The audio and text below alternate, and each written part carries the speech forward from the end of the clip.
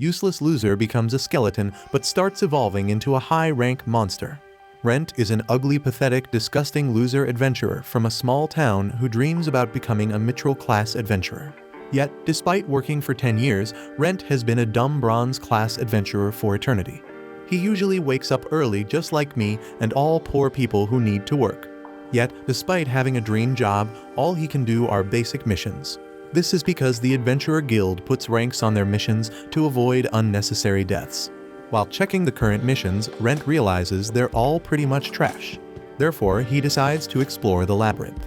However, despite the labyrinth being deserted because everyone already cleared it, Rent is surprised when he sees a secret passageway. He gets hyped, thinking he can report this discovery to the guild and become rich. However, this pathetic excuse of a human decides to explore it, hoping to find treasures. He manages to enter a room where he sees a huge dragon. He thinks this is the greatest type of monster, and according to the legends they have several forms, and this one follows the Rock's workout program. The dragon starts to approach him, and Rent cannot move, otherwise he will wet himself. In the end, this huge dragon with 2 mouths takes a huge bite on his breakfast. However, hours later Rent manages to get up, surprised to be alive. However, when he looks at his reflection, he notices that he has become an uglier skeleton. After the shock, he wonders if he's truly alive until he realizes that he has become an undead monster. He thinks about returning to the town because he still has his human memories. However, if a bishop or a priest finds him, they will destroy him with their magic. He realizes the dragon is missing and decides to get out of the room to avoid a potential double kill. As he walks, Rent explains that nobody knows where the labyrinths come from or how they work. They only know there are many around the world with treasures inside. Rent thinks about waiting for a new adventurer to come to this labyrinth and ask for help. However, he's just a pile of bones who cannot talk. Suddenly, another skeleton appears and confronts Rent. Rent wants to defeat it with his sword, but recognizes that it's hard to move his body without any muscles. He raises his sword to strike this skeleton, but he ends up falling behind. Yet, the other skeleton also suffers from calcium deficit as it trips after losing its leg bone. Rent realizes that it's going to be hard to deal with a monster without sword techniques or muscles. He then suddenly finds out that he can still use spirit energy to buff up his physical attributes despite not being human. With this buff, he manages to destroy the skull and sees the bone pile glow with some pixie powder. He finds out that he just recovered the spirit energy he used and remembers his talk with his friend Lorraine. She is a researcher who told him that monsters could evolve into other species. At that time, she mentioned that skeletons could sometimes evolve into ghouls, calling it existential evolution. After this memory, Rent thinks that if he can evolve into a ghoul, he can get some flesh back. He then could use some clothes to cover himself and return to the town without any problems. Therefore, Rent decides to start defeating monsters in this labyrinth for a chance to evolve. He quickly manages to defeat 5 skeletons and manages to get some of his mobility back.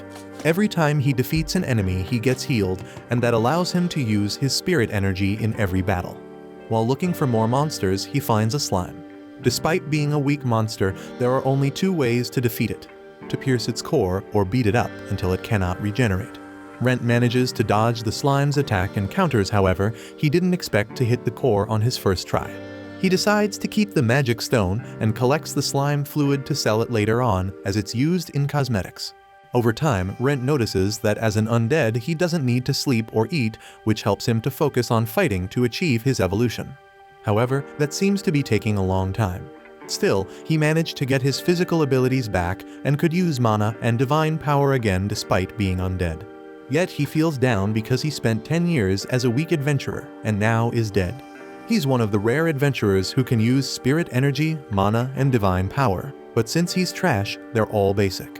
He wished he could be strong and achieve his goal of becoming mithril class, which is the highest adventurer class. Yet, he decides that being a skeleton won't stop him from reaching his dream. He starts taking out more monsters and realizes he's getting stronger than when he was a human. After defeating another slime, Rent notices the power seems quite different. Suddenly, his body starts to change, creating muscles, hair, skin, and even eyes. He realizes he managed to evolve into a ghoul, and he can now make sounds with his mouth. He feels happy that he finally has some flesh hugging his bones despite it being pretty dry. However, this makes him realize that if he keeps working hard, he might be able to become a high-rank undead like a vampire. He first decides to speak some words, but all that comes out is a roar. With some training, he manages to say hello and good morning. However, he still needs to practice to sound less like a zombie. Rent is fighting off some goblins inside the dungeon. He knows that goblins can be dangerous in groups, so he uses the dungeon's layout to spread them out and force them into a 1v1. He easily defeats them and takes a look at himself. He evolved into a ghoul, and they meant he could now strengthen his sword as well as himself. The goblins decide to attack again, but he swings his sword and defeats them easily. He hears the clang of swords in the distance, and he's not too happy about that. In another part of the dungeon, a girl is fighting off skeleton monsters, but she looks exhausted. She strikes at the skeleton 3 times before she finally defeats it. She proceeds deeper into the dungeon, and Rent watches her. It has been long since he saw another human in the dungeon. He wants to go and meet her, but he reminds himself he can't go out like that because he's a ghoul and she'll either kill him or run away at the sight of him. He decides to watch her from a distance as she collects the drop items from the skeleton.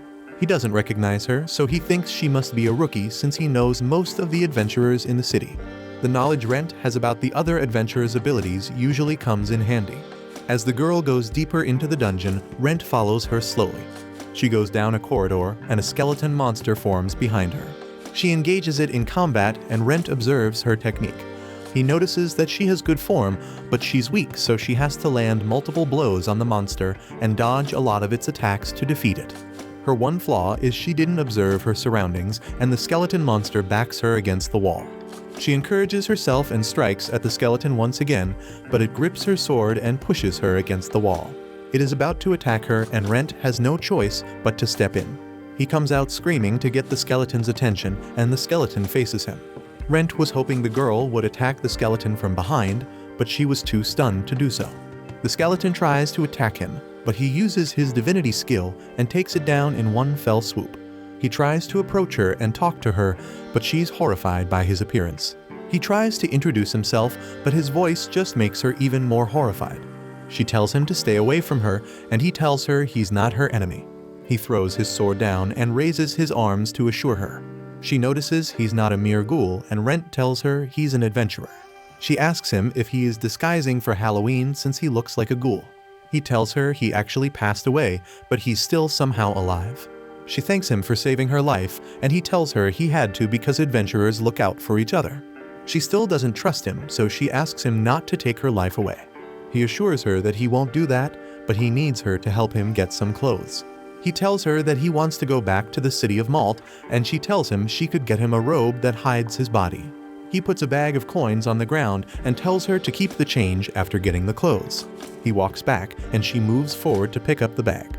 He begs her to help him, and she introduces herself to him as Rena. She tells him she's a daughter of a knight, and she would repay her debt to him. He leads her back to the entrance of the dungeon, and she tells him she will be back for him. Rent notices her cautiousness around him, and he thinks she's acting just like a proper adventurer. Typically, a proper adventurer would report the sight of a ghoul to the guild for immediate action, but he doesn't think she'll betray him. Rent doesn't want to double her, but he thinks if he turns out to be wrong, he'll deal with the consequences when they arise. He goes back into the dungeon. Rena goes back to the city and meets up with Sheila. Sheila tells her she's glad she's not hurt and that she was worried about her since she didn't come back after sunset. Rena tells her a lot has happened, and she has an urgent question for her. Meanwhile, in the dungeon, Rent is engaged in combat with a glob monster. He can't believe how powerful he has become compared to when he was human. The monster throws some globs at Rent, but he dodges it. He notices he's not just stronger, but his body also moves just as he wants it to. He strikes at the moving core of the monster and destroys it easily. The monster melts to the ground. Rent thinks his combat intuition is also better because he was able to predict the movement of the monster's core. This is something that can't be gotten from training or studying, and Rent is surprised he only got that power after he became a ghoul. Suddenly, he hears Rena's voice calling his name. He goes out to meet her, and he's surprised she actually came back for him. She's standing with a sack on the floor in front of her. As he approaches him, she pulls out her sword and takes a few steps back, asking him if he's Rent or a random ghoul. He tells her he's Rent and that ghouls don't show up in the early levels of the dungeon. She eases up, and she tells Rent he has gotten better at talking. He tells her he practiced while she was away, and she commends him for that. She shows him the sack containing his robe and walks towards it to put down his change. He walks towards the sack and she backs up. Rent looks at her and she apologizes, telling him she's still a bit scared. She tells him she needs more time to get used to him, and he tells her it's fine for her to feel like that. He tells her he wants to have a look at the clothes, and he opens up the sack. He picks up the robe and takes a look at it. It was a plain color robe that wouldn't draw a second glance from anyone, and it would cover his whole body, making him look like a mage. Rent liked the robe, and he tells Rina it's perfect. She tells him she also bought other things she thought he might need. She tells him she just got to Malt, so she had to ask someone to show her the best shops. Rent brings out a pair of gloves and shoes from the sack and some bandages. She tells him she bought those to hide his arms and legs from sight. Rent thinks Rina is very kind, and her gesture almost brings him to tears, but he's not capable of shedding tears. His demeanor worries Rina, but he tells her he's fine. He tries the clothes on, and he immediately gets a glow up. It's much easier for Rent to move in the clothes than he thought it would be. Though the hood makes him lose some visibility, he has enough to fight off monsters. She asks him how the clothes feel, and he tells her they're perfect. She tells him he looks imposing, like a very powerful mage. She holds up a mirror for him to look at his face, and he tells her he stands out too much. He tries to pull down the hoodie, but it's not big enough. Rina brings out a mask from the sack and asks Rent if he would like to try it. He asks her what that is, and she tells him she thought it would be a bad idea for him to go into town looking like that, so she got the mask. He picks it up and observes it. She tells him she thought he was a special type monster when she first saw him. He tells her she may be right. As he holds the mask to his face, it attaches itself magically. Rina tells him he looks great, but he tries to get the mask off and it doesn't come off. He tells her he can't get it off, and she apologizes. She tells him she got it at a market stall and it looked suspicious. He asks her if the stall wasn't part of the shops the guild took her to, and she tells him the guild didn't take her to the stall and the mask is the only thing she bought from there. She tells him it was shockingly cheap, and she checked for curses when she touched it, but nothing happened. Rent figures out that the curse only activates when someone puts the mask on. He tells her he wants to try something, and he activates his divinity skill. Rina is shocked to see he can use divinity, and he tells her he can only use it for a bit. He's convinced he can break a basic curse with the skill, and he holds up his hand in front of the mask. He runs out of energy, and they're both bummed out. Rina apologizes once again for bringing him a cursed item, but he tells her it's fine since he has to hide his face anyway. He tells her the mask responded to divinity, and he just has to hire a cleric to break the curse. Rent walks up to her, trying to reassure her by patting her shoulder, but he thinks he may be too intrusive and back up. She grabs his hand and tells him he's a good person, and she's not scared of him anymore. He holds her hand and tells her she doesn't have to force herself to like him till she gets used to him eventually. She tells him it won't take long for that to happen. She tells him they can now head back to the city, and they leave the dungeon. They enter a carriage, and Rina tells him she registered as a guild in the capital city, but there were many popular adventurers there. Because she was a rookie, she didn't get any jobs, so someone recommended she go to Malt. He tells her he's surprised she came all the way to the countryside, and she tells him she wanted to see the outside world. She also tells him she wants to get stronger and become a proper adventurer in no time. Rent tells her he understands her point, but an adventurer should be cautious because everyone only has one life. They finally arrive at the city, but Rent is reluctant to follow Rina. She asks him what's wrong, and he tells her a lot of people in the city know him. He tells her they'll know something is wrong if he shows them his ID at the gate. She asks him if they can go through another gate, and he tells her there's one that's not frequently used. She tells him they better head for that gate, but he thanks her, saying he only made it thus far because of her. She tells him not to act like that was goodbye, because she will keep helping him even after he crosses the gate. He tells her, though he needs someone to help him, if she helps him get inside, she would be considered a criminal because he's a monster. He tells her she may lose her adventurer's license, and he doesn't want to cause her any trouble. She tells him she'll risk her life for him because without him she won't be alive. They go over to the other gate, and they ask them to present their IDs. One of the guards looks at it, and they let Rina pass. As Rent is about to pass, they question his weird appearance. They ask him if he's ever been to Malt, but he doesn't reply. They ask him to take off the mask so they see his face, but Rina tells them the mask is cursed and he can't take it off. They ask her if that's why he talks weirdly too, and she says he was fatally injured while fighting a monster. He shows them part of his ears, and they're surprised by how scarred it is. Rina tells Time he bought the mask to hide his scars, but the mask turned out to be cursed. Rent tells them to try to pull the mask off themselves, and one of the guards tries, but he can't get it off. Rina tells them they want to donate some money to a church and get a cleric to help them remove the mask. The guards allow Rent to pass, and Rent thanks Rina. Rina is distracted by a carriage, and Rent uses that opportunity to disappear. Rina begins looking for him, but he hides on the roof. Rent doesn't want to ruin her guild life, so he decides to stay away from her. Later at night, Rent goes to a house in search of a human cooperator. Since he couldn't work with Rina, he had to find someone who could keep secrets. It knocks on the door, but no one answers, so he lets himself in. A woman is sleeping on the couch, and he tries to wake her up. Lorraine tells him to let her sleep evermore, but he threatens to drop a book on her head. She sits up and is shocked by his weird appearance. She thinks it's just a mask, but he takes off his glove to show her his ghoul hand. She asks him what happened. Lorraine is contemplating putting up a search request at the Adventurer Guild. Suddenly, she hears a familiar knock on the door, and she knows it's Rent. But Rent doesn't enter immediately, so she knows something must have happened to him, but she's glad he's alive. She lies down on the couch and pretends to be asleep. Rent opens the door, and he comes over to the couch to wake her up.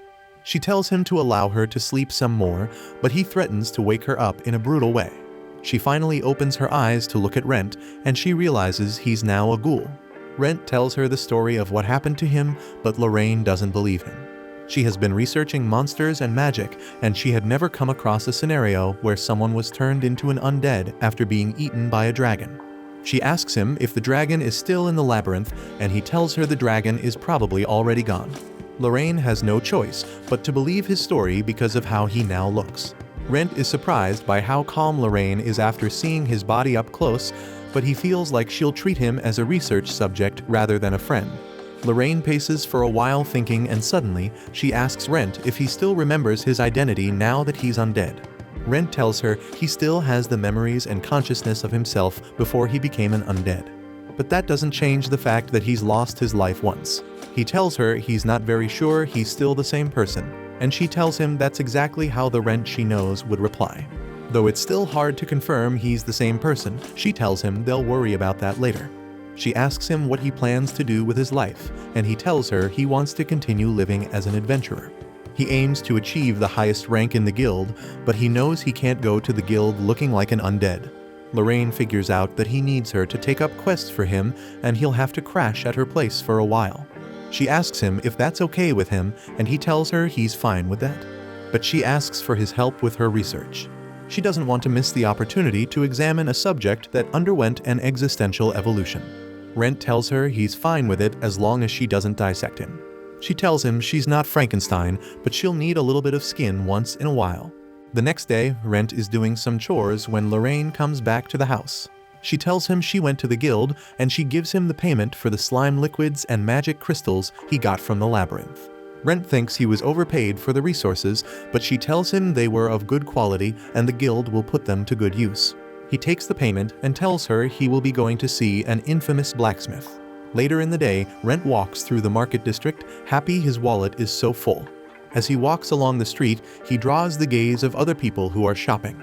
He notices their gaze fixed on him, and he tries to hide his face better. He finally arrives at the blacksmith shop, and he's welcomed by the receptionist. She notices his outfit, and she's a bit surprised. Rent apologizes for his suspicious look. She asks him what he wants, and he drops his sword on the counter and tells her he needs a new one. She unsheathes the sword and looks at its edges. She notices the sword was treated well, but it has been overused. She asks him if he uses magic or spirit energy, and he tells her he uses mana, spirit, and divinity magic. She is surprised he is thrice blessed because they are very rare. She tells him there's only one other customer who is thrice blessed, and Rent asks her to keep his a secret. He presents her with a bag of coins, asking if it would be sufficient. She tells him it'll suffice, but he only has to pay half first, then pay the balance after the sword is ready. But she warns him that her husband is a perfectionist, and he would need several days to make the sword. She also tells him her husband may call him several times to get his opinions on how he wants his sword to look. He tells her he doesn't mind, and that they can reach him if they contact Lorraine's place. Meanwhile, Lorraine is at home reading a book about ghouls. She finds out their preferred meals and how they are formed. She also finds out that ghouls which are turned by other powerful monsters tend to lose their memories and human emotions. She closes the book as she now knows that Rent's case is very special. She's still not sure he is the same person he was before he was turned, but he still feels like the same Rent she has always known. She remembered when she was younger and she took a quest at the guild. A man stopped her and found out her quest would be taking her to a forest far away from the city. He offers up young Rent to be her pack-bearer for free so he can gain some experience since he was still a rookie. They arrive at the forest and Lorraine is in search of a particular herb, but she can't find it. She wonders if her quest description texts were wrong. Back then the world was boring to Lorraine, and though she was the youngest to attain the title of Great Doctor, it didn't mean much to her. But the title allowed her to register as a silver rank adventurer. After getting the title, she quickly left for the city of Yorlin to gather some herbs since she had nothing better to do. She finally found the herb she was looking for, and she harvested it carefully to preserve its usefulness. She packed it up and told young Rent to put it in her pack. He takes the pack to her, and she's surprised to find it almost full with the same herbs she had been struggling to find. She asks him how he was able to find the herb and harvest it correctly, but Rent is distracted by something in the forest. She glances at the direction he's looking at to see a goblin notching an arrow into its bow.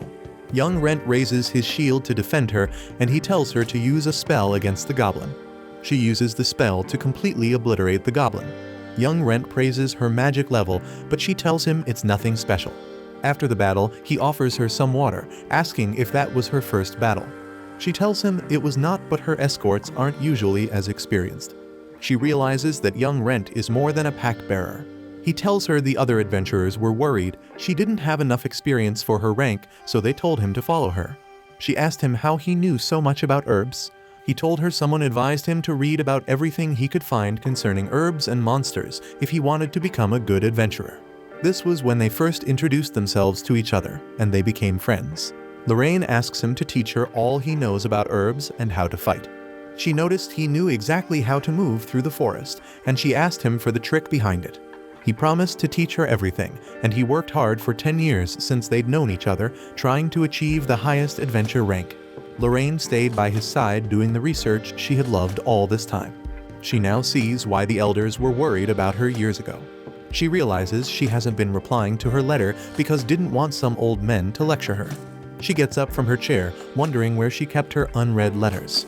Rent meets with the blacksmith, and he thanks him for making him a new sword. The blacksmith promises to make him something special, and they shake on it. His wife presents Rent with a temporary sword to use before his own is ready.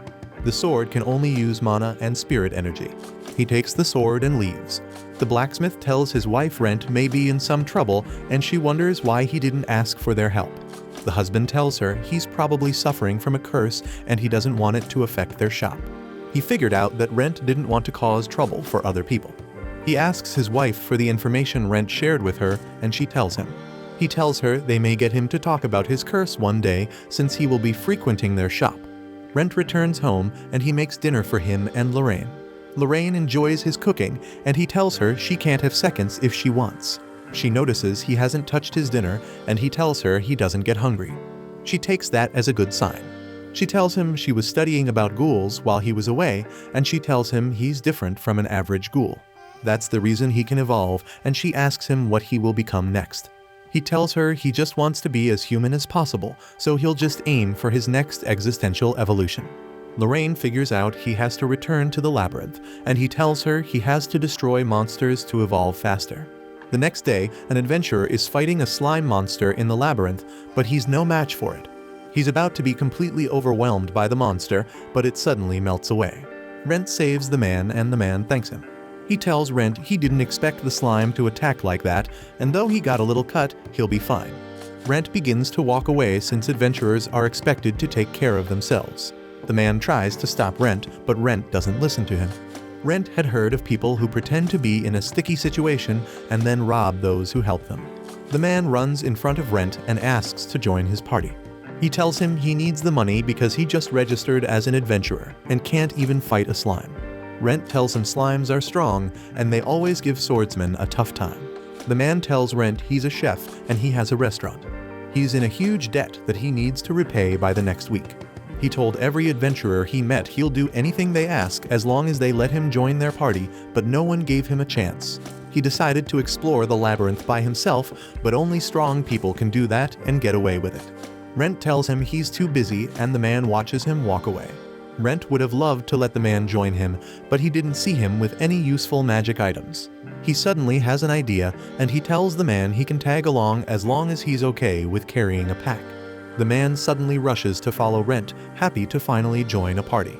Rent doesn't know if the guy is a good or a bad guy, but he figures it can't hurt to help someone. The man tells Rent he will do whatever he commands. They keep walking through the labyrinth, and they get to a part that the man thinks is a dead end, but Rent tells him to trust him. The man is surprised to see a corridor that the map says is a dead end. They walk through the corridor and arrive at an opening, and the man is surprised such a place exists in the labyrinth. Rent is even more surprised that there's no dragon in sight. They explore the opening and Rent is disappointed. He didn't find any magic items. The man calls out to Rent, telling him he found a little gap on the walls. They look through the gap to find a hidden corridor. The man tells Rent they can make a fortune if they tell the guild about the secret passage. He tells Rent he'll tell everyone it was Rent who found it, but Rent tells him he's not interested in glory and the man can take the credit for finding it. Rent enters the passage and asks the man to follow him. They find an empty room and the man enters it. He tells Rent they can look for another secret passage or a hidden treasure since no one had ever come to that section before.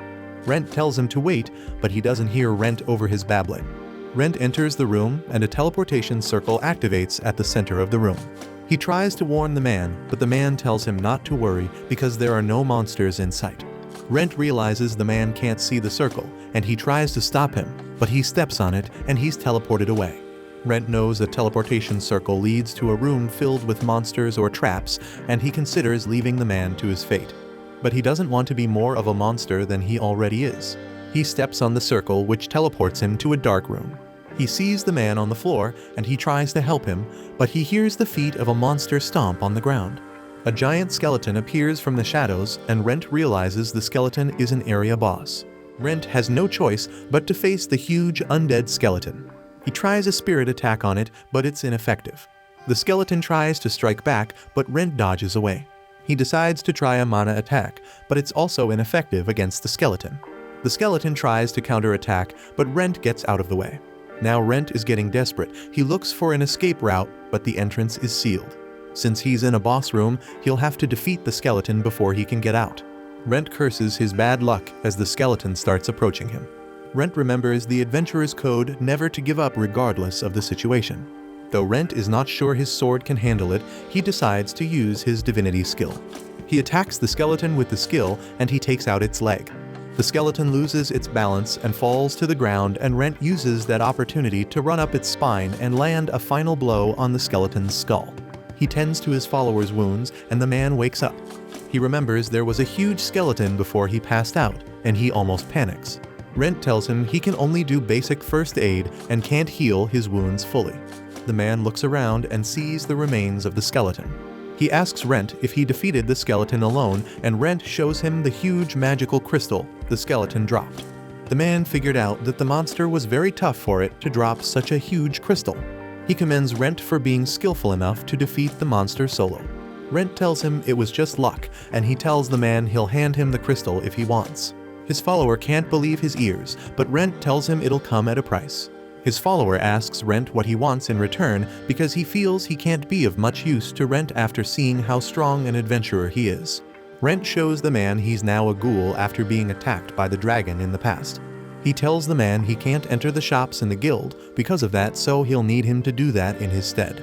The man agrees to it, but he feels the deal is too good to be true because he's getting so much out of it for so little. Rent decided to add one more thing to the deal. He asks the man to give him free meals at his restaurant anytime he wants. The man is brought to tears by this request, and he tells Rent he can eat as much as he wants anytime he wants. He promises to work hard to make sure he doesn't go bankrupt. He thanks Rent for the opportunity, and Rent hands him the crystal, telling him it's time to go home. The man asks Rent how they'll get out of the labyrinth, and Rent points him in a direction. The man tells Rent he can't see anything, and Rent is surprised the man can't see the room. Rent tells his follower that they can return to their former location if they go towards that direction, and he believes Rent. He moves towards it and he's teleported back. Rent looks back to see another rune leading to another room, and he decides to come back later to explore it. They return to the city and Rent's disciple takes him to his restaurant named the Red Dragon Pavilion. The places looked better than Rent envisioned. Suddenly, the man's wife rushes out and hugs him, glad to see him alive and well. She notices his wounds and she tells him he needs to go see a doctor ASAP. He tells Isabel, his wife, that Rent healed him after he was hurt. Isabel didn't notice Rent before and she apologizes for being oblivious. Her husband tells her Rent saved his life and he shows her the crystal Rent gave him. Isabel tells him he can't take the crystal, wondering if he hasn't learned his lesson from his past. She tells him they won't be able to foot their bill if they get scammed again. He reassures her that Rent is too kind a person to pull a scam on them. He recounts how he told Rent about their debt and he offered to help. He tells her Rent isn't doing it for free and he'll be offering his services to Rent in compensation. She asks him if he'll be doing anything dangerous and he tells her it'll just be simple errands. He tells her he promised Rent free meals at their restaurant and she wonders if all that's enough to make the deal even. He tells her it was enough to make the deal and he apologizes for worrying her. The man figures out that Rent is yet to know his name and he introduces himself as Loris. They both thank him for helping them and Rent bids them goodbye. He turns and starts walking away, but Loris doesn't want him to go without telling him his name. Rent turns back and asks him to promise not to tell anyone. Loris promises to keep it a secret and to only call him boss. Rent tells Loris his name and Loris tells him they'll always give him a warm welcome at their restaurant. Rent is on his way home and he thinks it was unfortunate that Loris wasn't a liar and a crook. His vision starts turning red as he thinks it would have been better for him that way. He was hoping to try out something sinister on some bad guys. He arrives at their cottage and his vision gets even more static. He wonders what he's thinking as he falls to his knees and calls Lorraine's name in a sinister voice. He walks into the house with his vision completely covered in red. Lorraine asks him if he encountered the dragon at the labyrinth and he tells her he didn't. She asks him where he kept the letters from the capital so she can reply to whoever wrote to her. Rent answers her, but she notices he sounds different. She asks him if anything happened to him and he tells her he's in a good mood. Lorraine is about to ask if something good happened to him, but he just hugs her out of the blue. She wonders if he's drunk, but then she remembers an undead cannot get drunk. Lorraine is enjoying the moment when suddenly Rent bares his teeth and sinks them into her neck. She pushes him off her, wondering if the real Rent is still somewhere inside his body.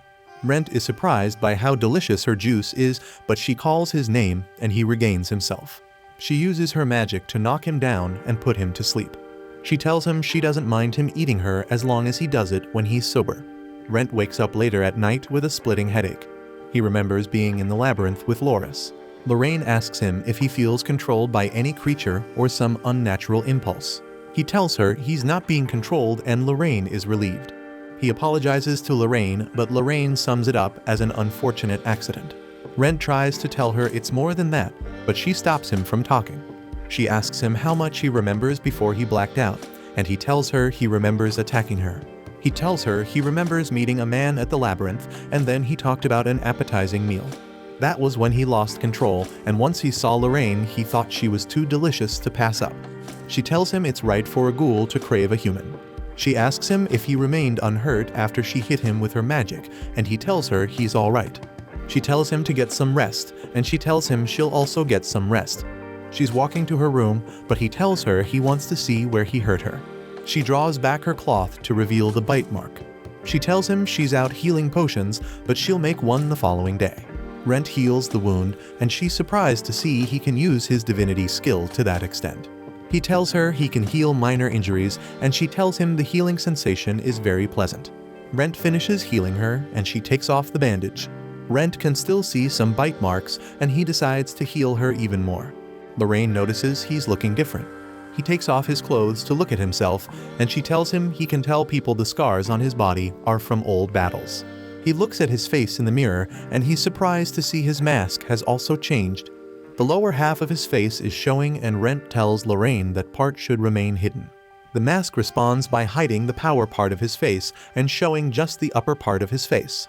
Lorraine wonders if the mask is reacting to his will, and Rent changes the mask to show his lower face. Lorraine asks him if he can remove the mask now that it follows his will. Rent tries removing it, but it remains stuck. Lorraine also tries pulling it off his face, but it doesn't budge. She's confused by this, but since he still looks like an undead, she figures it's best the mask stays on. The mask changes back to cover his lower face, and Rent tells her he would leave it like that for the time being. Lorraine also notices that Rent's voice is much clearer now, and he wonders if he went through an existential evolution. He's confused about why his evolution was delayed because the last time he evolved was right after he defeated a monster. Lorraine wonders if his evolution was caused by the consumption of her flesh and blood. She tells him the idea isn't so far-fetched because he now looks more like a thrall than a ghoul. Thralls are monsters who are servants of vampires. They're ranked lower than vampires, and Lorraine tells Rent he looks very similar to one. Rent wonders why he would evolve into a thrall, and Lorraine tells him the concept of existential evolution is still a mystery to scholars. She tells him she has a hypothesis and tells him not to fall asleep while she explains it to him. She follows his evolution from a skeleton to a ghoul and asks him if it wasn't a weird change. Rent is lost, and she explains that existential evolution involves a monster turning into a higher rank of itself. She wonders if the ghoul is the only higher-ranking version of a skeleton. Rent tells her there are skeleton knights and skeleton soldiers, which are higher versions of the skeleton. Lorraine tells him that there have been stories of skeletons changing to ghouls, but nobody knows if it was by chance or for a certain reason. She tells him her theory is he wanted to become a particular monster, and he was thinking in that direction during his evolution. Rent realized that he wanted to become something more human, like during his latest transformation. He wonders why he turned into a ghoul instead of a vampire, which looks closer to a human. Lorraine tells him it could be similar to the guild system rank, and he has to meet certain criteria to evolve. Lorraine explains that when they carried out experiments on lesser animals, it was determined that their evolution was determined by their environment. She tells him it may not have been the environment of the creatures, but the creatures themselves that caused their evolution. She tells him that may be the ability he has. He understands that if he tries hard enough, he can become a vampire and eventually become a human again. She tells him she's not sure he can become a human again. She tells him he may need to do more than slay monsters to achieve his next existential evolution. He understands that he would need to meet many more conditions to become a vampire. He tells Lorraine there is a lot they don't know about his evolution, and she tells him their discussion was just a hypothesis because they're not even sure of all they said. She tells him the best bet is to take things step by step, and she offers to help him through his journey. He thanks her for offering her help. She tells him it's time for him to become a lab rat, and she tells him to take off his clothes. She tells him all she'll do to him to find out all she needs to know about him. Rent is horrified by the thought of it all, but she tells him they'll start the experiment the following day. Rent is surprised by this, and Lorraine tells him it's common sense to know he's already tired. The next day, Lorraine is still sleeping, but Rent is already outside swinging his sword to find out how his body feels. He's convinced he feels fine, but he looks at his sword to see its edge jagged. He can't go into the labyrinth with such a sword, and he knows Clope would be upset when he takes it to him. He takes it to Clope, and Clope tells him the sword is irreparable. Rent apologizes for infusing the sword with divinity. Clope now understands why the sword was so battered. He tells Rent there shouldn't be any monsters nearby that require divinity to be defeated, and Rent tells him he encountered a giant skeleton in an uncharted territory. Clope can't believe his ears, and now he understands why Rent has such a weird equipment set. He asks Rent if he fully explored the territory, and Rent tells him he's yet to do that. He asks Clope if he can finish his sword as soon as possible. Clope was already expecting his request, and he tells Rent his sword is not even close to being finished. He gives him a replacement for his battered sword, but this one is slightly better. Rent leaves the shop, happy he got a replacement. As Rent is walking down the street, he spots Isabel and Loris buying foodstuff to prepare meals at their restaurant. Loris announces to everyone that the Red Dragon Pavilion would be reopening that day. Rent is happy to hear this, and he walks away silently. Lorraine explains to Rent how alchemy can make things which are naturally harmless to humans fatal, not just to them but to larger animals as well. Rent is intrigued by the principle of alchemy, and though he previously agreed to go along with Lorraine's experiment, he begins to reconsider for fear of his life. Lorraine mixes up a poison that Rent tries out. He begins to make guttural sounds, and Lorraine asks if she should cast the antidote spell. He tells her the poison didn't harm him, but its taste was awful. She tells him he's probably the only one who's lived to complain of the taste of the poison. Lorraine can now conclude that Rent is immune to poison, but somehow he can still make use of herbs and potions. She envies his body, but she's getting sleepy. She asks Rent if he would need to get some sleep now that he's a thrall. He tells her he's fine with very little sleep, and Lorraine envies his body even more. She asks him how his appetite is, and he tells her that he still faintly craves human meat and juice. She hands him a vial, and he asks if it's another kind of poison. She tells him to open it and find out. Rent opens it and sniffs its contents, and he's surprised to smell human juice. Lorraine tells him it's her juice, which she kept put into the vial and preserved with magic. Though she knows Rent is opposed to consuming human juice, she tells him he has to consume it regularly so he doesn't go berserk.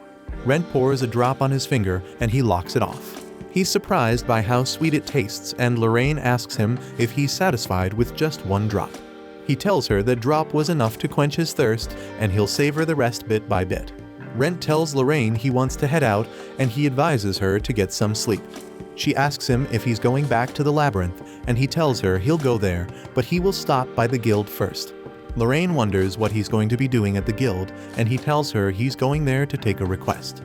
She tells him if he's going there to take a request, he has to show his adventurer certificate, which contains his name. She tells him his look will cause chaos in the guild. Rent tells her, though he looks a lot different than he used to, nobody would pay him much attention since he's just a bronze rank adventurer. She tells him his rank is irrelevant because the guild thinks too highly of him because of what he has done for them. She's sure they will surely notice a change in his appearance. Rent tries to downplay it as minor errands, but she tells him he's thinking too low of himself. She tells him there have been rumors that the guild wants to recruit him as a staffer. Renter tells her the rumors didn't reach his ears. He wonders why they want to pick him instead of an accomplished adventurer. She tells him they probably didn't tell him because he wasn't planning to retire just yet. Rent asks her how she knows so much about that, and she tells him she has several acquaintances in the guild. Rent tells her he would be thankful for such an offer from the guild, but he has no interest in retiring and becoming a staffer. Lorraine knew that was going to be his answer, and she wondered what their next step should be. For Rent to rank up, he needs to pass the rank promotional exam, but to do that he needs to attain some achievements before he can take the exam. The achievement requires him to take requests in his name, but if the guild finds out about his current state, that would be the end of his adventure life. Lorraine gets an idea, and she tells Rent to change his identity, and Rent is shocked by her idea. The next day, Rent walks into the guild wearing his full costume and looking quite mysterious. He draws the glances of some adventurers as he enters. He looks around and he feels nostalgic, remembering the last time he entered the guild. He spots Sheila, and he's glad to see she's doing well. She notices him and asks him if he's new to the guild. He approaches her and tells her he wants to register as a new adventurer. She hands him a form to fill, and she tells him she can fill the other information saved for his name. He tells her he can write, and she apologizes for assuming he's illiterate. She tells him he only needs to fill in the needed information, and he can leave the other parts empty. She tells him to write his specialities and the kind of magic so they can give him more requests. Rent remembers when he first filled out the form 10 years ago. Back then he didn't even know what his specialty was, and he ended up writing only his name and age. But since then his convictions haven't changed. He recalls the previous night when Lorraine suggested he register under a different name, and he told her double registration is against the rules. She told him that there's no way for the guild to confirm that he's the same person, and even if they found out, it won't be a big deal. She told him if he told them his name, they would want to find out why he looked so different. She told him if he goes as a wanderer that wants to become an adventurer, they won't ask about his suspicious outlook. Rent agreed with her, and she told him it was too bad he couldn't transfer his previous achievements. She told him he would have to start as an iron rank adventurer. Rent told her he didn't mind because his goal remained the same. His goal is to one day become a mithril rank adventurer. He submits the form to Sheila, who looks at his name, and she's surprised he's named Rent Vivi. He asks her why she's surprised, and she tells him an adventurer named recently went missing. He asks her if she's talking about Rent Faina, and she tells him that's who she's talking about. She asks him how he knows about Rent, and he tells her he heard it from Lorraine. She asks him if he's related to Lorraine, and he tells her they are related and he's lodging with her. She tells him she heard a strange person was visiting Lorraine regularly, and she secretly hoped it was Rent. She tells Rent he filled out the form properly. She tells him to wait for her while she handles the registration procedure. Rent is glad he told her he was related to Lorraine. He didn't want the rumors to ruin her reputation. Rent is positive he can start afresh since his name is very common, and it's not strange to see adventurers with a weird getup. Sheila comes back and hands him his ID card, telling him he's now an Iron Rank adventurer. She tells him to take care of himself, and he takes his ID card and walks away. He goes to the labyrinth, and he hears a screech somewhere in the labyrinth. He wonders if it's a goblin. Then he hears the voices of some adventurers engaged in a battle close by. The voice sounds like a young person, and Rent moves to the direction it's coming from. He finds the two adventurers battling a goblin. The male adventurer is a swordsman, and the female is a healer. Judging by their looks, he figures out that they are novices. Rent can see they work well together, so he decides to leave them be and walk away. Rent used to help greenhorns around the labyrinth, but he can't anymore because his current appearance would scare them. Rent decides to go back to the hidden room before someone else finds it. Rent knows information about undiscovered parts of the labyrinth is valuable, so he wants to explore the hidden area and report it to the guild. This would be an achievement, especially for someone with such a low rank. He walks to the teleportation circle on the other side of the room, and he's teleported to another room. He walks into the room and looks around to see children's toys on the floor. He tries to pick up a teddy bear, but it scatters in his hands. He walks further into the room and goes through some curtains. He sees a skeleton lying on the bed, but it doesn't look like an undead. He's surprised to find out someone is living inside the labyrinth. He tries to pick up the flower beside the skeleton when someone suddenly speaks up behind him. The lady asks him what he's doing, and he doesn't like his chances with her. He tells her he was searching the room for something valuable since he's an adventurer. She tells him he was searching for something to steal, and she asks him if he's willing to lose his life for it. She tells him there are some things she can't forgive, and one of those is having her place disturbed. She attacks Rent, and he tries to use his divinity to block it, but the attack is too powerful and pushed back into the wall. His clothes disintegrate, and he's hurt by her attack, but he manages to get back on his feet. The lady is surprised by how his body looks, and he tells her didn't end up like that of his own volition. Though she wanted to attack again, she now understands how Rent managed to enter the room, and she relaxes. She apologizes to him for misunderstanding him and burning his clothes. She gives him her coat to compensate, and she tells him to keep the place a secret because it's special. She tells him no other person can enter the room unless he's with them, and she gives him an acacia map so he doesn't return empty-handed. Rent opens the map, but it's empty. She tells him the map magically records anywhere where its owner has traveled through. She tells him their trade is complete, and she will be sending him back to the entrance. She tells him she would wish him good health, but it won't be of any use to him in his current condition. Rent's vision becomes fuzzy, and he wakes up at the entrance of the labyrinth. He returns to Lorraine and explains everything to her. She asks him if he's under some kind of curse because of the things that happened to him. He tells her it's not his fault he's running into them, and she tells him that's why she said he's cursed. She looks at the map, and she tells him it's safe to use. He asks her how to use it, and she tells him it didn't react to her magic. She tells him to try his magic, and when he does, the map becomes filled. Rent recognizes it as the labyrinth of the moon's reflection, and Lorraine is amazed. She notices a mark and asks Rent what it is, but Rent doesn't know. He points at it, and it shows names, and Rent recognizes the names as a pair of new adventurers he saw in the labyrinth. Lorraine figures out that the map is showing the names of people in the labyrinth and their positions. Lorraine can't believe how valuable the map is. She asks Rent if he can bring up the path of other labyrinths, and he tries bringing up the map of another labyrinth.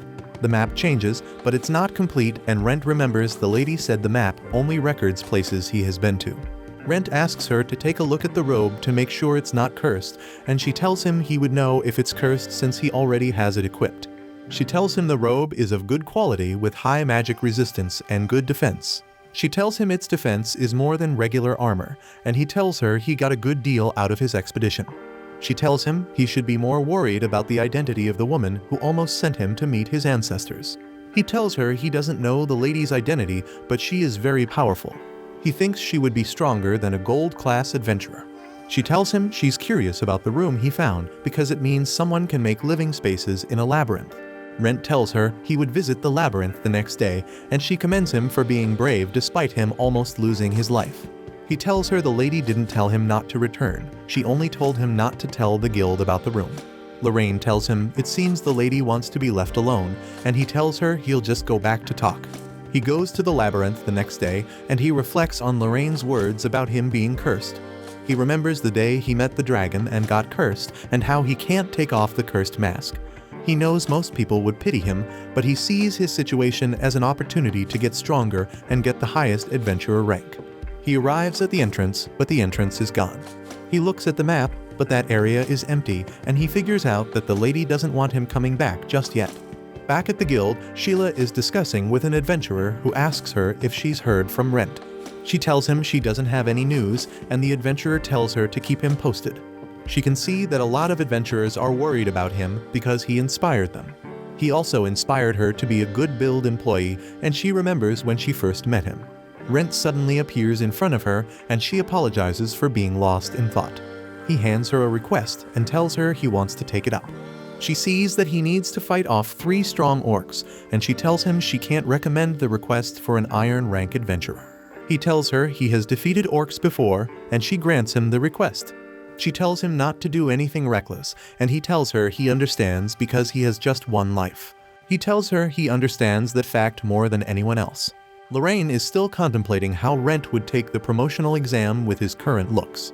She suggests he register at the guild under a different name, and Rent protests, telling her it's against the rules to register twice. She tells him the guild can't confirm he's the same person, and it won't be a big deal if he's eventually found out.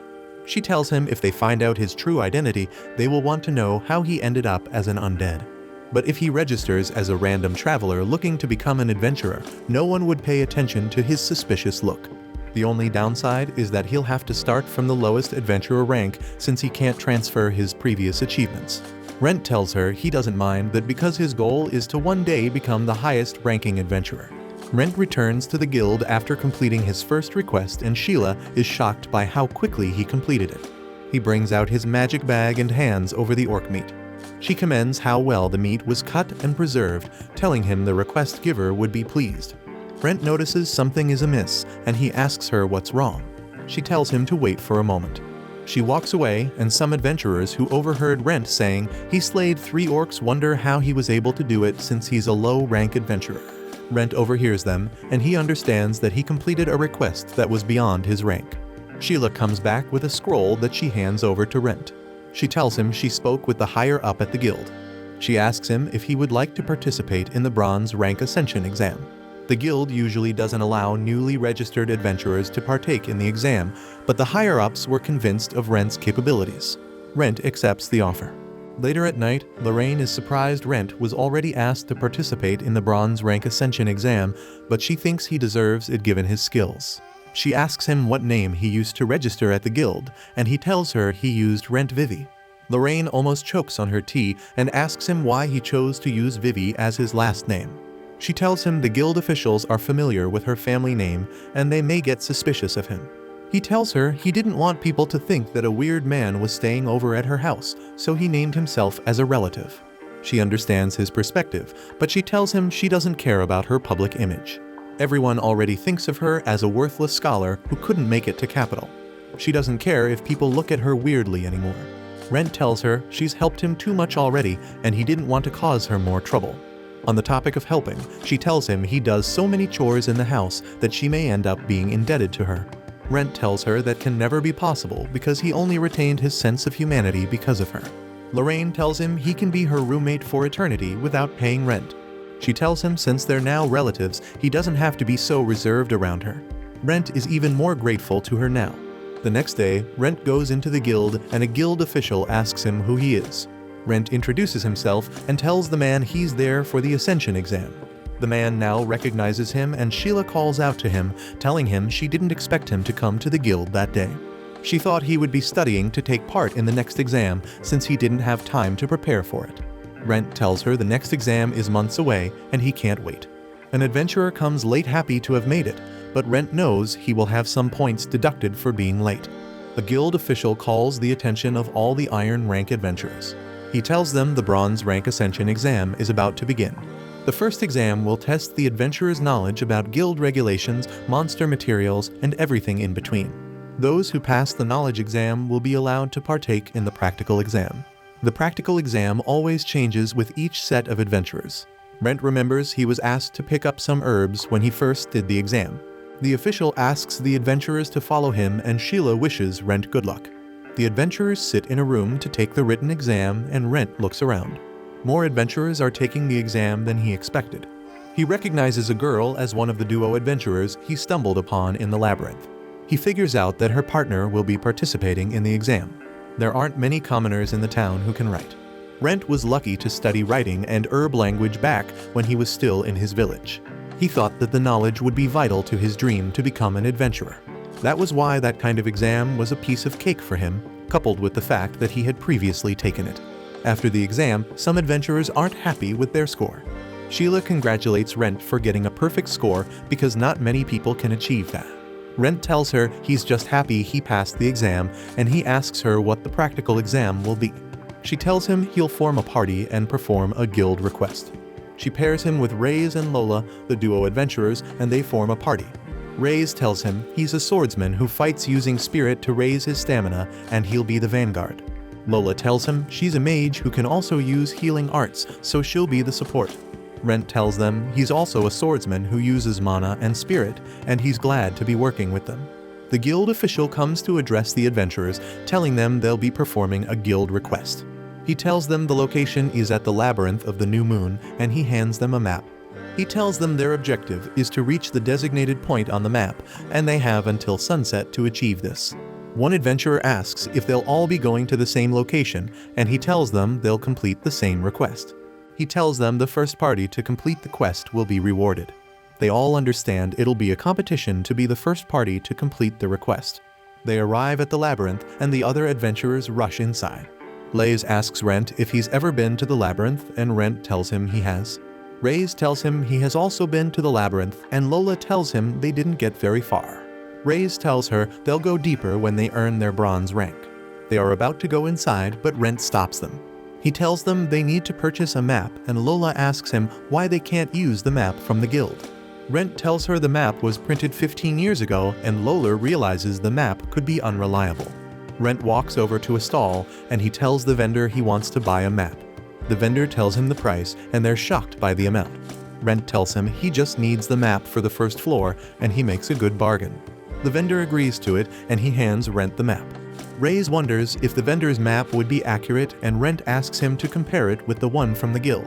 They compare them, and they can spot some differences.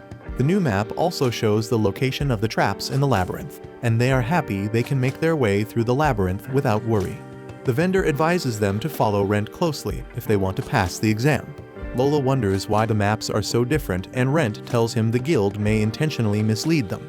He tells them to never let their guard down because the exam was designed to test their mettle as adventurers. Reyes isn't too happy about this, and Rent tells him the guild can be nasty sometimes. They enter the labyrinth, and they're soon intercepted by some skeletons. Rent tells them not to let up their guard against the skeleton, and Reyes heeds his advice.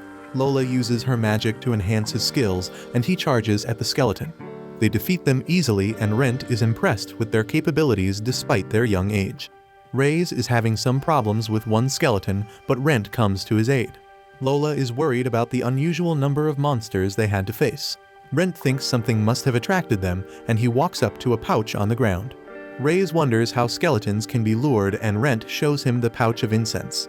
Reyes takes a sniff of it, wondering why it was in the labyrinth. Rent tells him he will soon find out because there's an ambush laid for them around the corner. Lola tells him the monster shouldn't be that smart, and Rent tells her the monsters aren't. He tells her it's other adventurers trying to ambush them. Reyes is scared of fighting other adventurers. Rent decides to go on first, and he tells them to be prepared to back him up. Rent walks up to the corner cautiously and swiftly turns around it. An adventurer tries to attack him, but he blocks it. Reyes and Lola run up to him, and Rent leaves the first adventurer to Reyes since he's the vanguard. He rushes to the other adventurers in the ambush party. The archer of the ambush party tries to bring him down with an arrow, but he dodges it. The archer tries to notch another arrow, but Rent knocks him down before he can. The mage tries to take Rent down with a fire spell, but Rent cuts through it, which scares the daylight out of the mage. Rent breaks his staff and knocks him out. Reyes is having some trouble with the swordsman, and Lola comes to his aid. She casts a bright light to distract the swordsman, and Reyes uses that opportunity to launch his attack. Rent can see they're doing well, so he decides to leave them to it. They take down the swordsman with some teamwork, and they capture the adventurers. Lola wonders why fellow participants would ambush them. Reyes tells her they did it because they want them to fail, since the examiner told all adventurers to do whatever they want. Rent tells them monsters aren't the only harmful thing in the labyrinth. They now understand why adventurers should never let their guard down.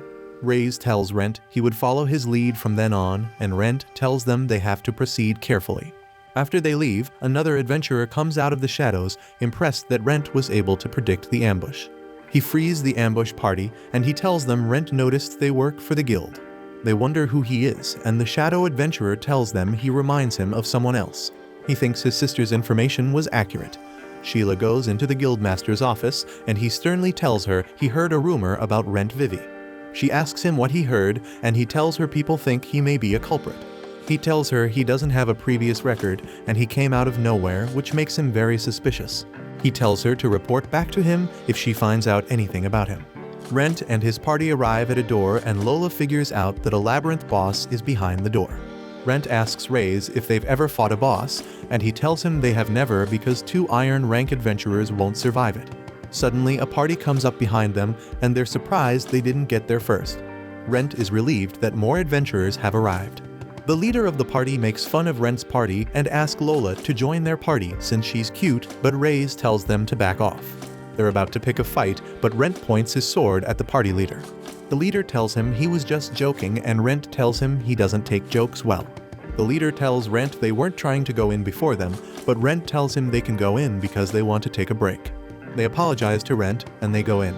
They think Rent is stupid for giving up his spot and letting them go in first. Reyes thinks they'll lose because they let another party in first, but Lola notices that Rent has a plan. Reyes thinks that Rent wants them to see what a boss fight is like, and Rent tells him it's not only that. The rude party cries out in pain, and they run out carrying the injured member. Lola recognizes some of the guild staff, and Rent tells them they won't be ice-guyed even if they lose the boss fight. Reyes motivates himself to enter the boss's room. Rent is glad that Reyes was able to strengthen his resolve, and they walk into the boss room. Reyes wonders if Rent just wanted them to see how a boss fight would go, but Rent tells him he also wants him to know that he won't lose his life if he loses.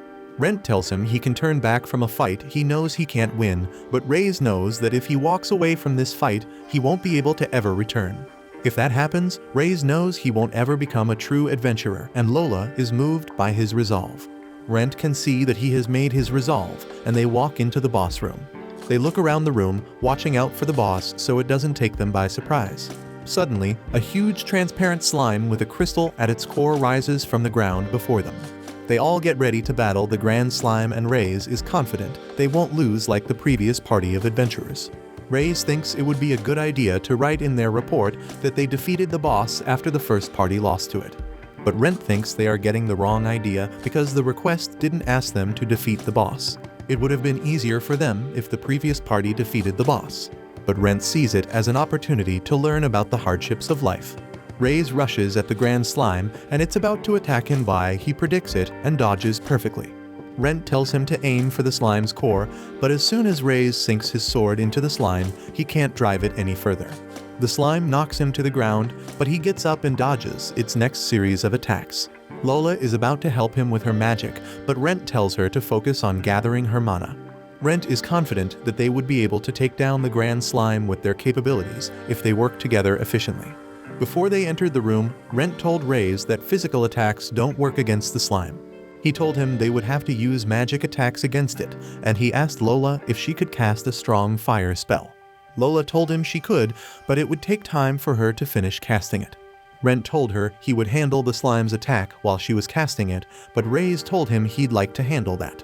Reyes is barely holding his own against the slime, so Lola asks Rent to give him a hand.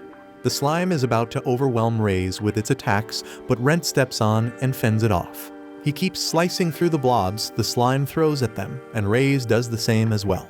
Lola finally gathers enough mana to cast her spell, and she informs them of this. She casts her fire spell at the slime, and it melts. Lola is happy her spell worked well against it, and Rent tells Reyes to finish off the slime before it regenerates. Rays cuts through the slime's core, and they're glad they were able to defeat a boss. Rent brings out a bottle and tells them they need to gather the slime fluid because it can fetch them a handful of money.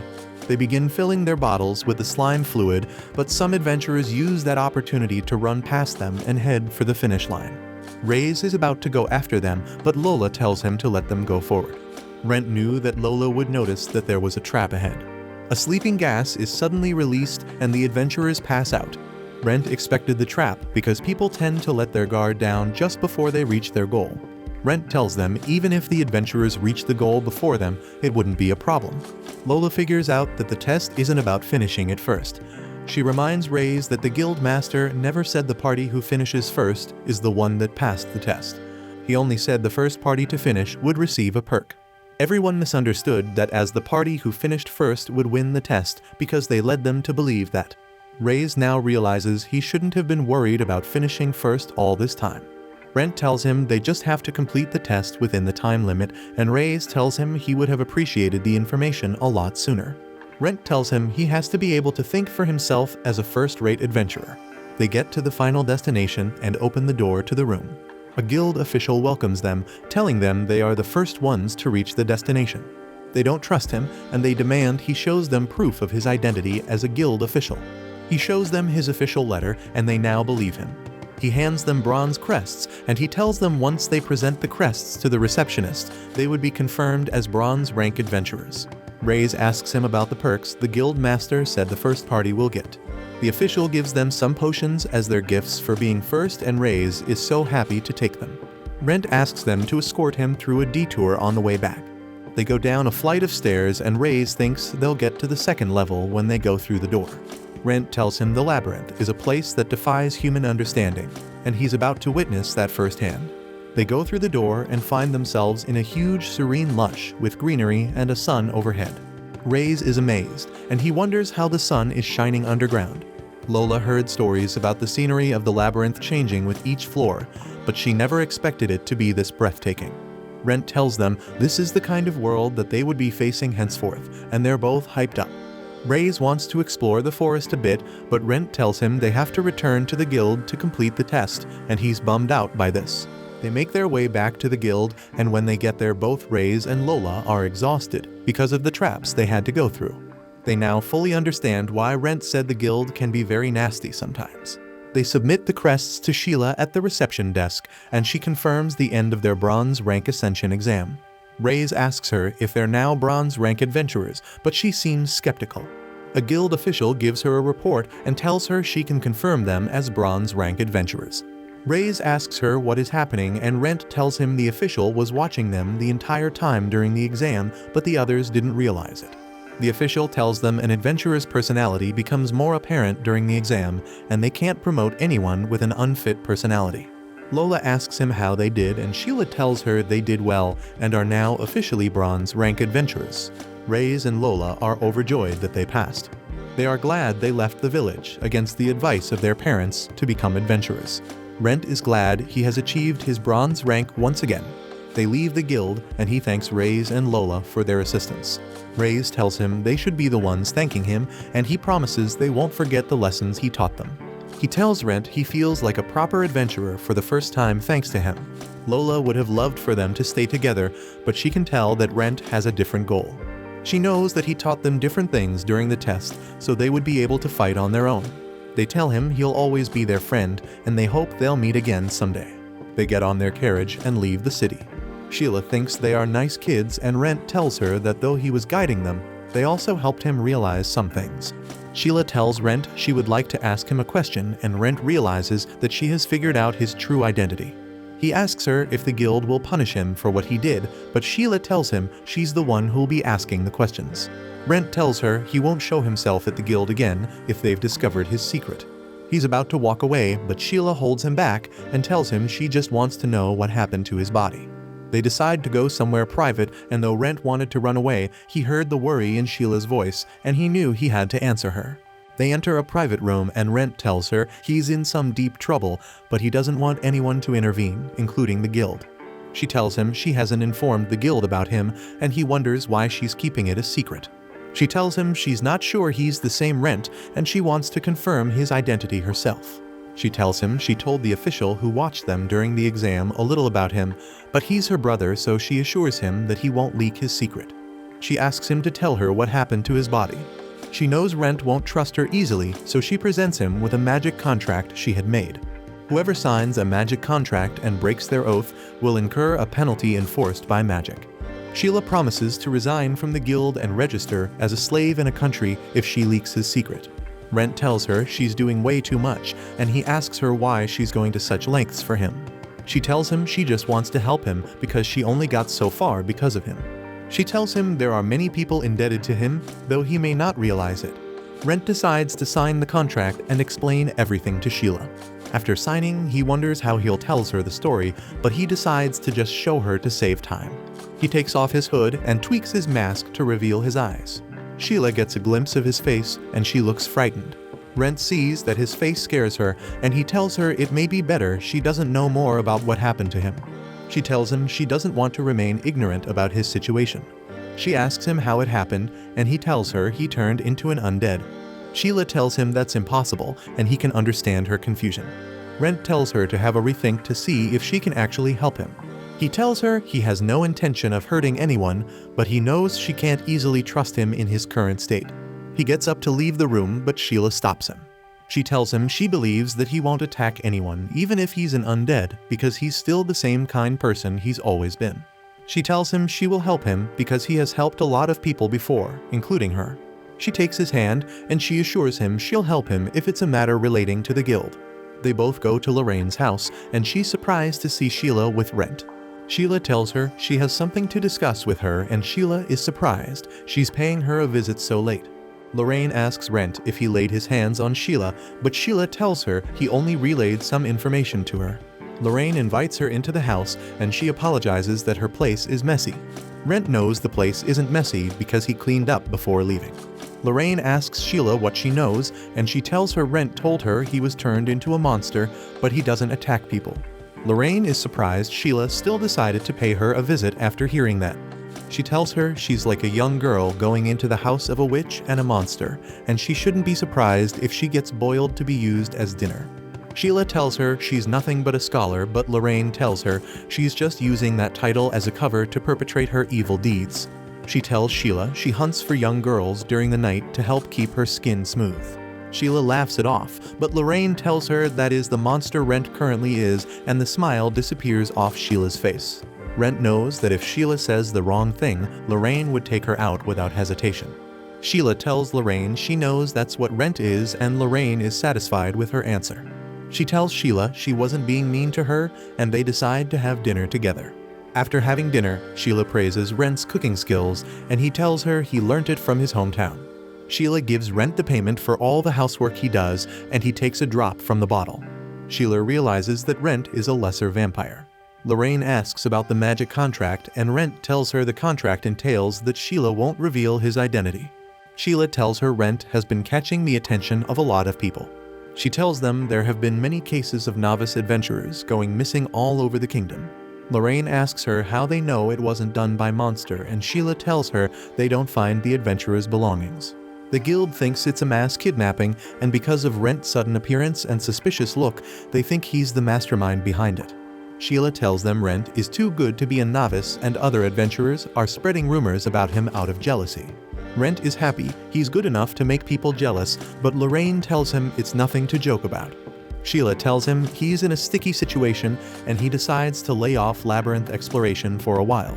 Sheila asks him to be more specific, and he decides to stay away from labyrinths for about 4 days. Reyes and Lola are at the guild looking for a third adventurer to join their party so they can explore the second floor. The guild master can see that the new adventurers are enthusiastic.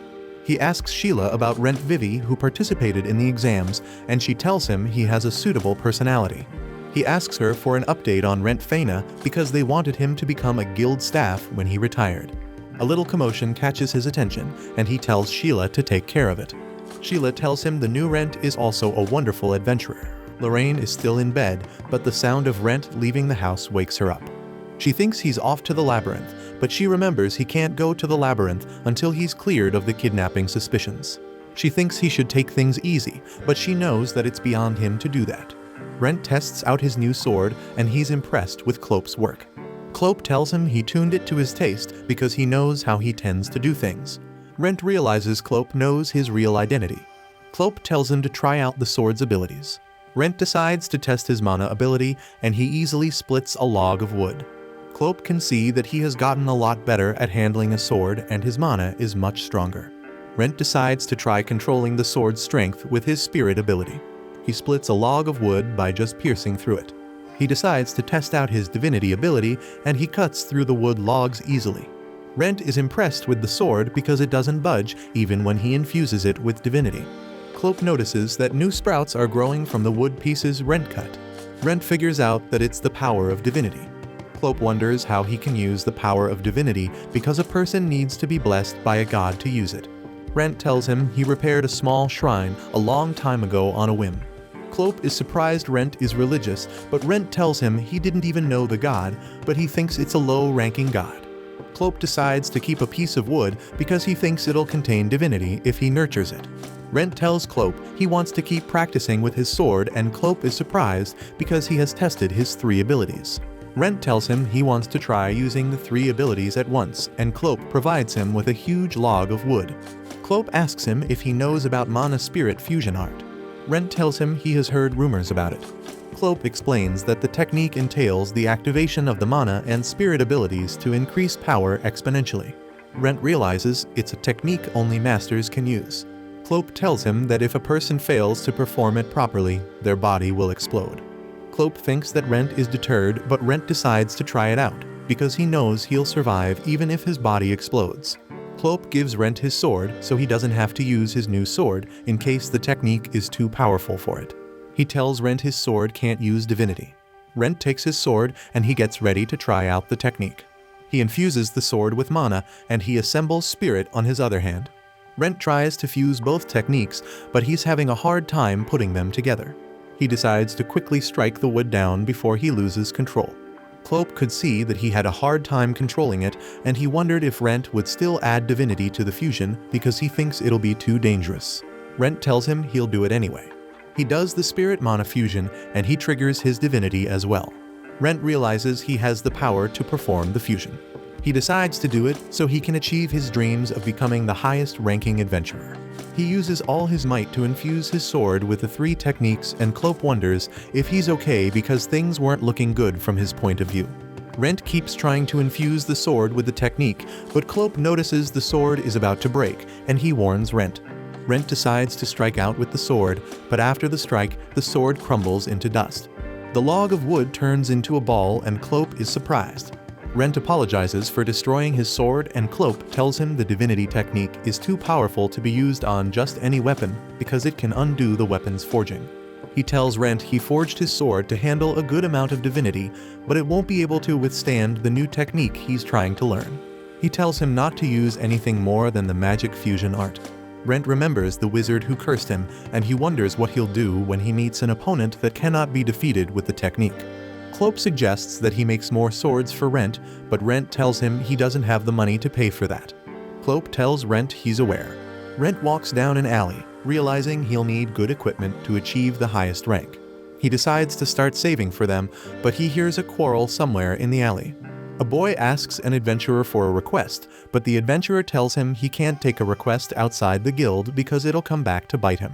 The boy begs the adventurer, but the adventurer is getting pissed at the man for begging so much.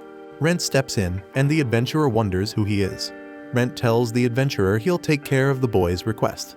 They're surprised, but Rent offers the adventurer a bride, and he leaves. The boy is scared to be left alone with Rent. Rent tells him he's an adventurer, and he wants to hear his request. The boy is surprised, but he tells Rent to exterminate the master of the lake. Rent is surprised by the title given to a monster. They head out on a carriage, and Rent doesn't like the request or the reward. The boy introduced himself to Rent as Runtus, and he told Rent he came from a village called Todd's. Rent knows about the village and its unique festival. Runtus told Rent they had a tradition to offer beautiful maidens capable of using mana to the master of the lake so that it would keep the village safe, according to legend. He told Rent they still performed the festival once a year to honor the legend, But during the festival, the master of the lake ate the maiden. Both Lorraine and Rent were surprised by this. Ryu told them that the master of the lake began demanding sacrifices more frequently, and the village maidens were used as its victims. Ryuntis begs Rent to help him because his little sister is the next victim. Rent realizes that Ryuntis' request isn't to defeat the master of the lake, but to save his sister. He thinks that he may not have to fight, but he still feels like something is amiss. They arrive at the village and Rent notices that the place is quiet. Ryuntis tells him the village used to be more lively, but the chaos brought by the master of the lake took the villagers' energy.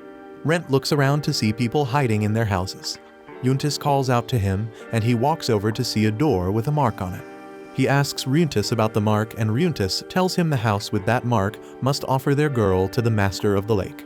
Rent asks him if the master of the lake made the mark, but Ryuntis tells him the master of the lake lives in the lake, and nobody has seen its true form. He tells Rent the mark was made by the Kelpies. Rent tells him Kelpies are really strong monsters, which surprises Ryuntis. Ryuntis' sister Amaris opens the door, and he introduces Rent to her. He tells her Rent will save her, but she drags him into the house and locks the door. She scolds him for being deceived by a suspicious person from the city. Ryuntis tries to explain to her that Rent is a nice person, but she doesn't believe him. She tells him Rent looks very suspicious. Rent could hear their conversation because he's now a monster, and he thinks Amaris is very mean. Amaris opens the door and thanks him for listening to her brother. She tells him the festival is a tradition the village has engaged in for ages, and she can't be selfish now that it's her turn. She tells Rent to forget everything Ryuntis told him and return home. Rent tells her only Ryuntis has the right to cancel his request. Ryuntis is happy about this, but Amaris tries to goad him into canceling the request. He tells her he would never cancel it. Amaris tells Rent he can stay in their house if he wants to stay in the village, but warns him not to interfere with the festival. She tells him she wants to fulfill her role as a sacrifice.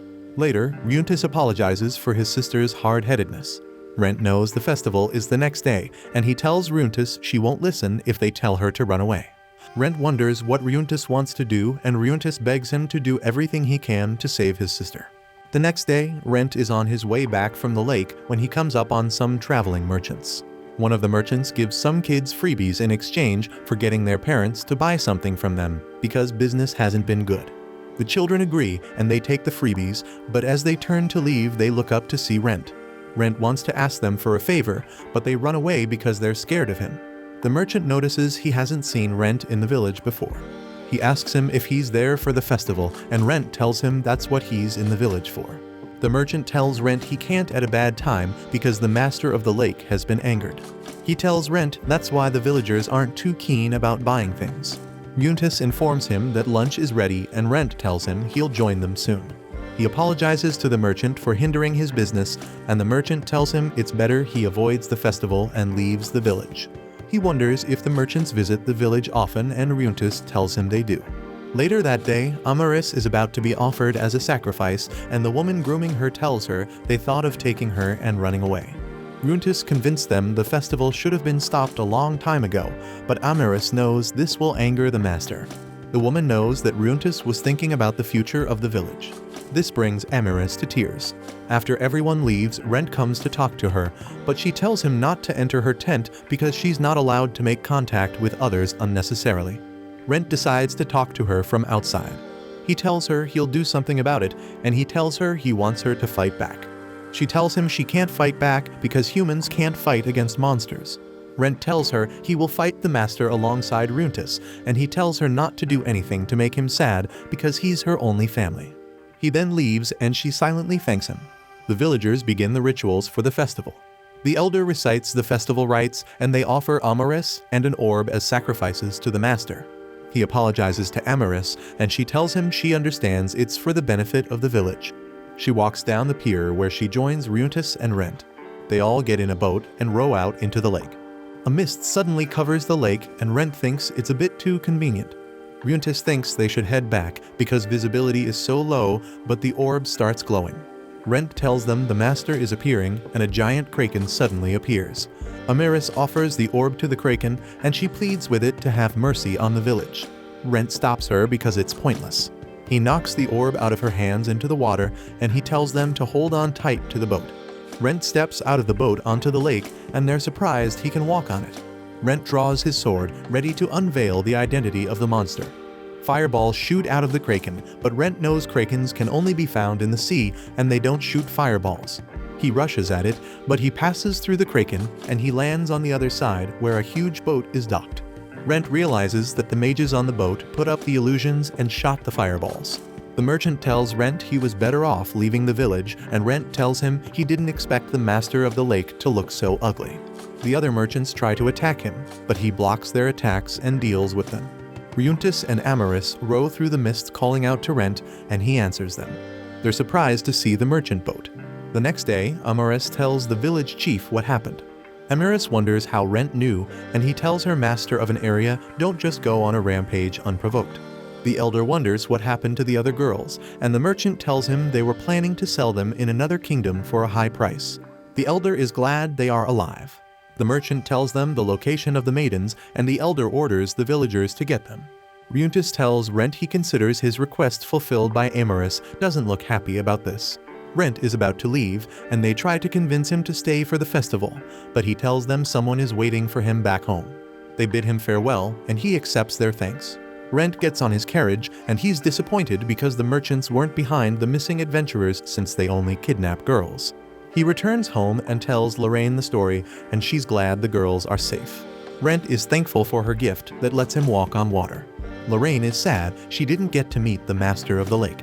Lorraine tells him Amarys will always remember him, but Rent thinks she'll forget because that's the life of an adventurer. Rent walks into the guild and looks through the requests on the board. The rewards aren't appealing, but Rent knows adventurers aren't in the profession for money. Adventurers complete requests to help people whose requests typically won't be accepted through the guild. Sheila wonders if Rent is interested in any of the requests, but he tells her he's keeping his promise of not visiting labyrinths anytime soon. Sheila wanted to help him find a request he can complete easily, and he wonders if anybody has taken up the bronze coin request. Sheila tells him the task is a pretty difficult one, and he realizes the task is to gather dragon blood blossoms. It is a plant that grows near a poisonous swamp with a legend behind its origins. A dragon fell in love with a human girl, and its blood turned into a crimson flower, which earned the plant its name. Rent doesn't like the lore of the story, but Sheila tells him there are rumors that girls will eternally love whoever presents them with the flower. Rent wonders if the plant can be used as medicine, and Sheila tells him the client plans to use it for its medicine. The children in an orphanage were the ones who put up the request, and they said they need to plant to save someone important to them. Rent decides to take up the request, to the surprise of Sheila. Rent arrives at the orphanage, and he didn't expect the place to be as run down as it is. He tries to use the door knocker, but it comes off the door. He decides to try and glue it back to the door using some slime fluid. He considers using the knockers again, but he decides to knock with his knuckles. A little girl answers the door, and she mistakes him for a debt collector. She tells him their chairman Lillian is currently absent from the orphanage. She tells Rent he'll have to come back another day, but she can't finish her sentence because she looks up at Rent's face. Rent tells her he's an adventurer that took up their request from the guild. The girl apologizes for her misconception and ushers him into the orphanage. He enters the orphanage, and the children wonder who he is. The girl introduces him to everyone as an adventurer, and they all rush to greet him. They ask him different questions, but the girl reminds them not to approach adventurers without caution because they are dangerous. They apologize to her for their behavior. She tells Rent she wasn't referring to him as a dangerous adventurer, but he's glad she's cautious of adventurers. He tells her there are unsavory adventurers out there, and she's right to be cautious of them. He tells the children not to approach any suspicious-looking adventurer, and they take his advice to heart. He's glad they are very honest, which shows how happy they are to be at the orphanage. The girl tells him Lillian is a wonderful person who's very nice to them. Rent tells her she doesn't have to be polite to him because he doesn't mind. The girl wonders if he'll get angry at her later, but he promises not to. He introduces himself as a bronze rank adventurer, and the girl is surprised because she thought only an iron rank adventurer would accept their request. Rent realizes she knows a lot about adventurers, and he wonders if she's the one who put up the request. She tells him she put it up, and she introduces herself to him as Elias. Rent decides to talk to her about the request. He tells her the plant can't be gotten easily. Elias tells him she knows that because the plant is rarely in shops, and even if she finds it in a shop, it's usually very pricey. Rent can see she really needs the plant and he asks her for details. She tells him she needs him to play along, but he doesn't understand what she wants. She takes him into Lillian's room and Lillian apologizes for how messy her room is. She tells him she's the administrator of the orphanage and she introduces herself as the priestess of the Church of the Eastern Sky. Rent introduces himself to her and she apologizes for the meager reward on the request. She thanks him for taking up the job to clean the cellar since she can't get the children to do it because monsters spawn in the cellar. She gets into a coughing fit and Elias tells her to get some rest while she fills Rent in on the rest of the details. They leave the room and Elias tells Rent Lillian's illness is called accumulated malice disease. She tells him Lillian is a divinity user, but because she isn't strong enough, every time she uses her powers, it causes harm to her body. Rent didn't know such a condition existed. Elias tells him a healer looked at Lillian and told her she would need a saint's purification or a special medicine to get cured. Rent now understands that they need the dragon blood blossom to make the medicine. Rent realizes that Lillian doesn't know about her illness, and Elias tells him if she knew, she would have another priest take over her position. Rent realizes if that happened, Lillian would accept her fate with her illness, and he decides to help Elias get the plant before that happens. Elias thought that no one would accept the request, so she thought of becoming an adventurer and trying to get the plant herself. Rent is surprised by this. She tells him she's adept with mana abilities, but he can see she doesn't have time to train. Rent promises to obtain the flower and she thanks him, but he decides to clean out the cellar first. He walks into the cellar and Elias follows him. He tells her she doesn't have to follow him, but she wants to watch him take out monsters. He decides to give her a dagger so she can protect herself. Rent tells her there are monsters in the cellar and she's surprised by this. The monster rats are larger than their usual size. Rent uses his divinity ability and the leader of the rats orders the rest of the rats to run away. He rushes at Rent, but Rent swats him away. He rushes once again, but this time he bites Rent's arm. Rent peels him off his arm and throws him on the ground. The rat suddenly comes under a spell, and its color changes. Rent realizes the rat is now under his control, and he orders it around, which surprised Elias. Rent takes the rat back with him, and Lorraine is surprised to see a rat sitting on his shoulder. He tells her the rat is now his ally, and Lorraine realizes Rent has the ability to create manipulative servants just like a vampire. Lorraine previously didn't think about giving his blood to living creatures to test this theory. Rent decides to keep the rat, and Lorraine decides to take specimens from the rat as payment for its rent. She decides to test it and do some observation. She wonders what the rat would eat, but it immediately puts its mouth on her finger, and she realizes it craves her human juice just like Rent. Rent decides to name the rat Black, but Lorraine decides to name it Edel, and the rat agrees with her. Lorraine wonders if Rent can communicate with it, but he tells her he can only feel its emotions. At night, Rent is restless because he can't sleep.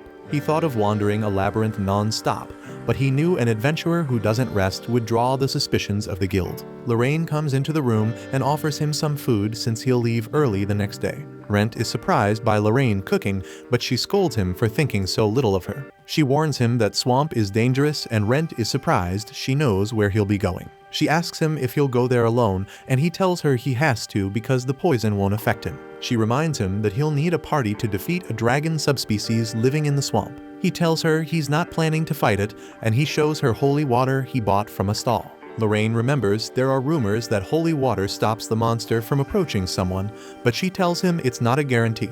Rent tells her he would figure something out if it doesn't work. Rent decides to dig into the meal, and he's surprised by how good it tastes in his mouth. It has been a while since he was able to savor the taste of food, and Lorraine tells him she put a drop of her human juice in the food. She promises to make more for him when he gets back. Rent takes a carriage out to the swamp, and the driver informs him of their arrival. Rent comes down from the carriage, and the driver tells him he'll come back to pick him up later in the day. Rent walks into the swamp, and he wonders if Edel can handle the poison. He knows he'll be able to use his divinity to purify Edel if he's affected by poison, so he decides not to worry about it. Rent follows the path put by other adventurers who didn't want to take a step into the swamp since it's full of poison. Suddenly, several goblins notch arrows and fire at Rent, but he blocks them. Rent knows that monsters in the wild are much stronger than those in the labyrinth. These wild monsters tend to attack in packs and have knowledge about weapons, but Rent is much stronger, and he's convinced he can take them down. He rushes at them and takes down a group with one single swipe of his sword. He takes down the other group with another swipe to defeat all the goblins. Rent walks further into the swamp, and he's happy to be an undead because he's resistant to poison. He thinks he would not mind living as an undead for the rest of his life if he can bear with his new appearance. The wooden path suddenly breaks and Rent falls into the poisonous swamp. A swamp shark uses that opportunity to rush at him, and he fights them off while Edel spectates while relaxing. Rent defeats the sharks, and he decides to keep his guard up from then on. Rent picks up Edel, disappointed in him for being so nonchalant. Sheila thanks Lorraine for the food because it was delicious, and Lorraine tells her Rent said the same thing. Sheila is surprised Rent is eating normal food since he's an undead, but Lorraine tells her she mixed her human juice with his meal. Lorraine was surprised the guild caught up to what happened at Todd's village. Sheila tells her the villagers were grateful to the adventurer who helped them, but they refused to divulge his name to the guild. Lorraine realizes she came to ask Rent directly if he was the one who helped the village. Lorraine tells her he won't reveal the truth because being involved in a kidnapping situation would make him more suspicious. Sheila is surprised by how much Lorraine knows about Rent, and she tells her she's known Rent for a long time. Sheila wonders why Rent wants to become the highest-ranking adventurer, but even Lorraine doesn't know his reason. Lorraine tells Sheila she has never asked him about it because adventurers don't like people prying into their past. She didn't want to force an answer out of him. Sheila asks Lorraine if she isn't worried about the monsters he'll face in the swamp. She tells Sheila she's not worried because the guild gives out requests according to the adventurer's capabilities. Sheila tells her she only assigned the request to Rent because she knew he would be able to complete it. Lorraine tells her she believes in her judgment, and she's convinced Rent would be able to find a way out if he got into trouble. Rent is being pursued by the dragons of the swamp, and he regrets buying cheap holy water. He gets to a dead end, and he decides to take the monster head-on. He jumps off a tree to attack the monster, but it shoots out poison.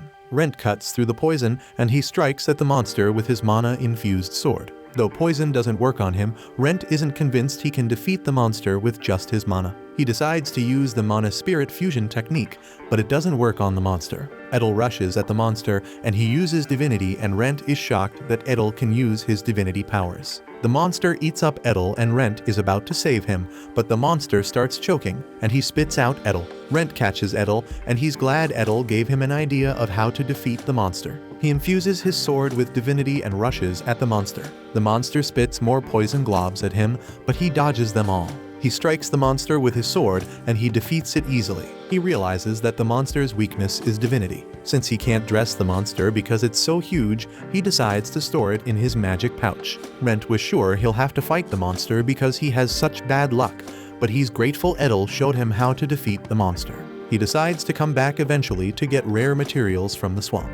He arrives at a huge cluster of the dragon blood blossom plants, and he can see their power purifies the air around them. He decides to take more than he initially came for, but a man approaches him behind. The man is surprised to see someone else in the swamp. A strange man approaches Rent, making him cautious. Rent wonders what a human is doing alone in the swamp, and the man tells him he has a magic tool that nullifies the poison from the swamp. The man also shows Rent some holy water to repel the monster, and an accurate map to navigate the swamp. He tells Rent he's there for the dragon blood blossom, and he asks for his permission to gather them. Rent lets him by, and the man proceeds to gather the plant. The man gathers some plants, and Rent wonders if it'll be enough. The man tells Rent his mistress wants him to gather the plants so she can turn them into medicine since they don't last long in their plant state. Rent wonders if his mistress is sick, and he tells Rent his mistress is a bit sick. Rent wishes her a speedy recovery, and the man is thankful to be acquainted with Rent. They had always been looking for someone who could procure the plants for them in place of the man. The man wonders if Rent is an adventurer, and Rent introduces himself as a bronze rank adventurer. The man is sure Rent would be suitable for the request because of his rank. He tells Rent that if he accepts the terms of his request, he would be quite grateful. The man tells Rent he will draft the request once he returns, and he introduces himself as Isaac Hart. He tells Rent his mistress's identity would be made to him through the official request he'll submit at the guild. Rent returns to his carriage, and the driver is impressed that he came out of the swamp unscathed. The man thinks Rent must be a very skilled adventurer, and Rent confesses that he uses his mask to hide his identity because he's a mithril rank adventurer. The driver offers to give him discounts on his next trip out of the castle. Rent returns to the guild, and Sheila welcomes him back. He hands over his magic bag to her and asks for her help with dissection. Sheila figures out that he defeated the monster, and she's so surprised. Rent tells her to be quiet so she doesn't attract other adventurers' attention. He tells her there's a lot of work to be done, and she leads him to the guild's dissection area. As they make their way over, Rent tells Sheila that monsters drop materials other than magic crystals when they are defeated. Rent tells her he learned how to dissect from hunters in his village, but he sometimes paid experts to help him with the ones he couldn't dissect. They arrive at the dissection area, and the caretaker of the place, named Dario, is about to close up the place. Sheila introduces Rent to him, and she tells him Rent has something rare to dissect. She tells him Rent defeated a Tarrasque, and Dario opens up the place again. The man prepares the place, and he tells Rent to release the Tarrasque from the magic bag. Rent releases it, and Dario can see the monster is a huge one. He's impressed it's still in such good condition since people usually weaken the monster with projectiles which damage its shell. Dario figures out that Rent took it out with a single strike, and Rent confesses he didn't have the opportunity for multiple attacks. Rent wonders if it'll fetch a good price, and Dario assures him it'll fetch a heavy price. Rent decides to leave Dario to do the dissection, and they leave the dissection area. Rent can see it's late, and he decides to go to the orphanage the next day. He apologizes for taking so long to complete the quest, and Sheila tells him it's all good. She's impressed with how much stronger he has gotten since he defeated a Tarrasque easily. She tells him he's good enough to be a silver rank adventurer, and she advises him not to sell himself short. Rent knows that he has gotten stronger, but he knows it's not because his skills increased. He thinks he got stronger because he's exploiting his undead body. Though Rent knows he only became stronger after he turned into a monster, he knows things will go back to being the way they once were if he goes back to being a human. He remembers when he was a human, and he could only make progress by pure effort alone. He wonders if he'll be able to achieve the highest adventurer rank if he goes back to being human. The next day, Rent returns to the orphanage, and he's about to use the door knocker, but it breaks off again. He quickly repairs it, and Elias suddenly appears behind it, wondering why he's around. He tells her he has completed the request, and she's shocked he completed it so fast. A herbalist looks at the plant, and he's so surprised by how pretty the plant is. He commends Rent for handling the plant so carefully because he hasn't seen one in such good condition. Rent tells him the adventurers who go to the swamp to harvest the plant are high-ranking adventurers, and they should know how to handle the plant. An herbalist tells him the adventurers can't afford to take their time gathering the plant in such a dangerous place, and they may also get attacked by monsters on their way back, which can ruin the plant. The healer tells Rent he will be able to heal Vivian once the herbalist makes the medicine. The herbalist is sure he would be able to make the medicine since the plant is in such a good condition. The herbalist begs to use the leftovers for other people who may need them, and Elias permits him. Rent wonders if they'll want some more, and they tell him they'll be grateful to get some more. Rent presents them with a magic bag containing more of the plant. He tells them not to bother paying him, but to use the medicine to help people. The healer tells him he can make a fortune from selling the medicine, but Rent tells him he just wants to help people. The herbalist thanks him because the lives of so many people will be saved by his kind gesture. Since they don't have anything to repay him, the healer tells Rent to come to them if he ever needs anything in the future. Meanwhile, Edel goes back to assume command of his subordinates in the cellar, and he gives them some orders. Elias signs on the request to show it has been completed, and Rent thanks her for it. She tells Rent she should be the one to thank him, and she tells him she can't thank him enough. She had made up her mind to become an adventurer and get the plant herself if no adventurer took up the request. She tells him it would have been impossible for her to get it, and Rent wonders if she would still like to become an adventurer. She tells him she wants to become an adventurer now more than ever because he has inspired her. She wants to become an adventurer like him who works to make people happy. She hopes she'll be able to repay him someday, but she doesn't think he'll ever need help. He tells her he could need help someday and that he would be counting on her when he does. She promises to help him if he ever needs her help. Edel returns to give Rent his report, and Rent tells Elias that Edel's henchmen will protect the cellar from the little monsters that usually appear there. Elias thanks Edel for his help. She wonders if she'll also be able to tame monsters like that when she becomes an adventurer. Rent suggests she starts training early if she wants to become an adventurer. He tells her about the guild's training courses, and he offers to teach her when he has some free time. He tells her to learn magic as well since she has mana. She tells him she doesn't have any money to pay for the courses to teach her magic and sword training. Rent tells her he has an acquaintance that can teach her for free, but she tells him she can't accept his offer because he'll be spoiling her too much.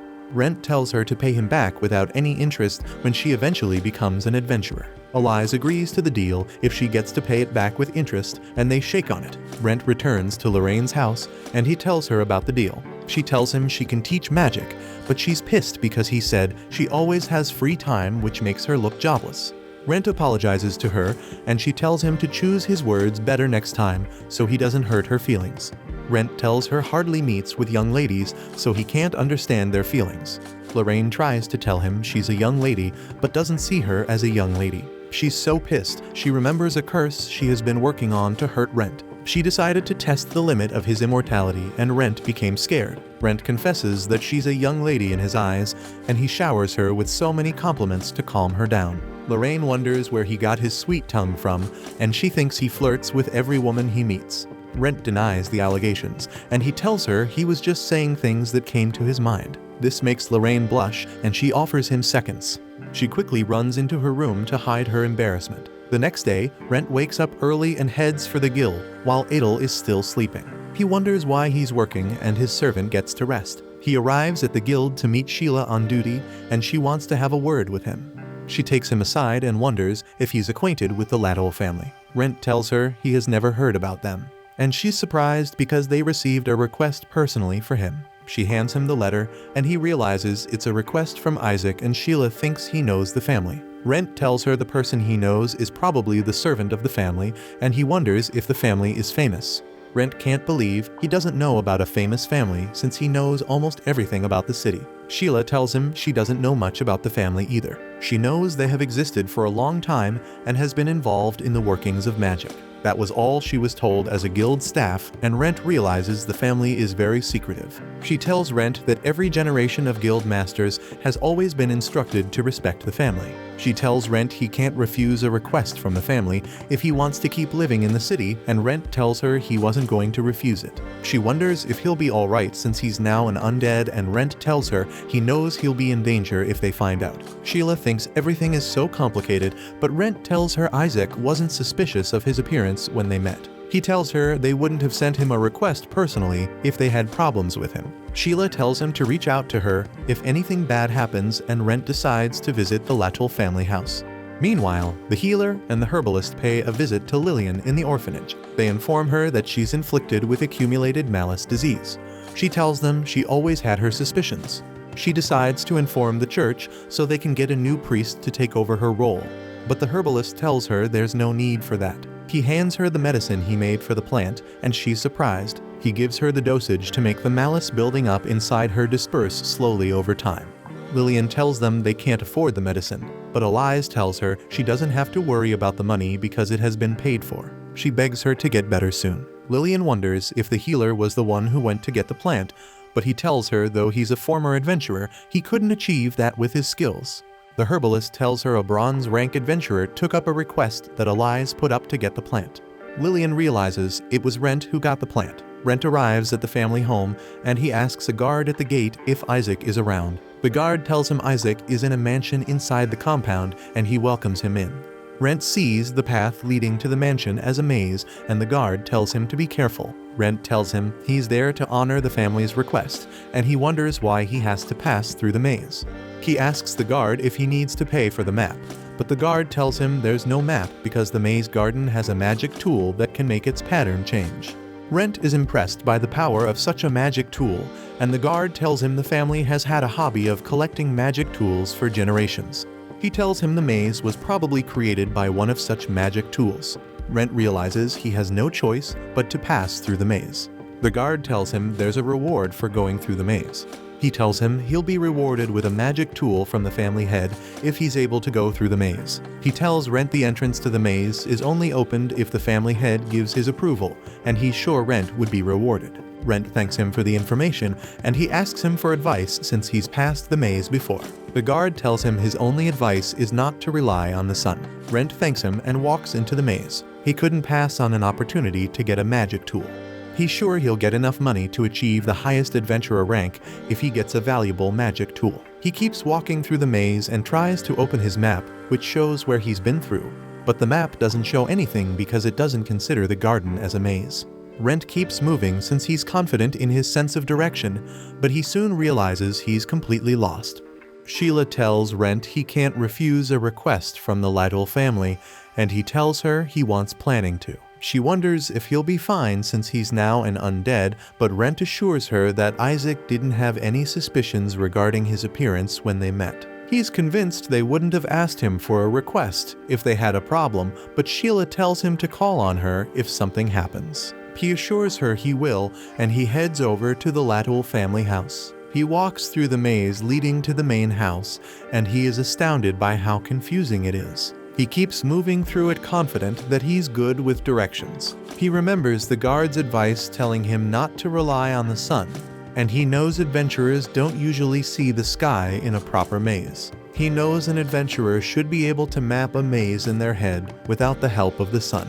He knows he should have cleared the maze already if the map in his head was correct. He finally arrives at an end of the maze, but it doesn't look like the exit, but a little garden in the middle of the maze. A lady sitting in the garden asks if he wants to give up, but he tells her he's going to try a bit more. She points him in the direction to take, and she warns him that he still has a long way to go. She welcomes him to have some tea with her for a bit if he wants to take a break. Rent decides to take up her offer, and he figures out that she's part of the Lytle family. She pours him some tea, and Rent realizes that the teapot and the pitcher are both magical tools. He asks her about the tree leaves she's supposed to use, but the lady tells him the teapot can recreate any tea it had poured before even without the leaves.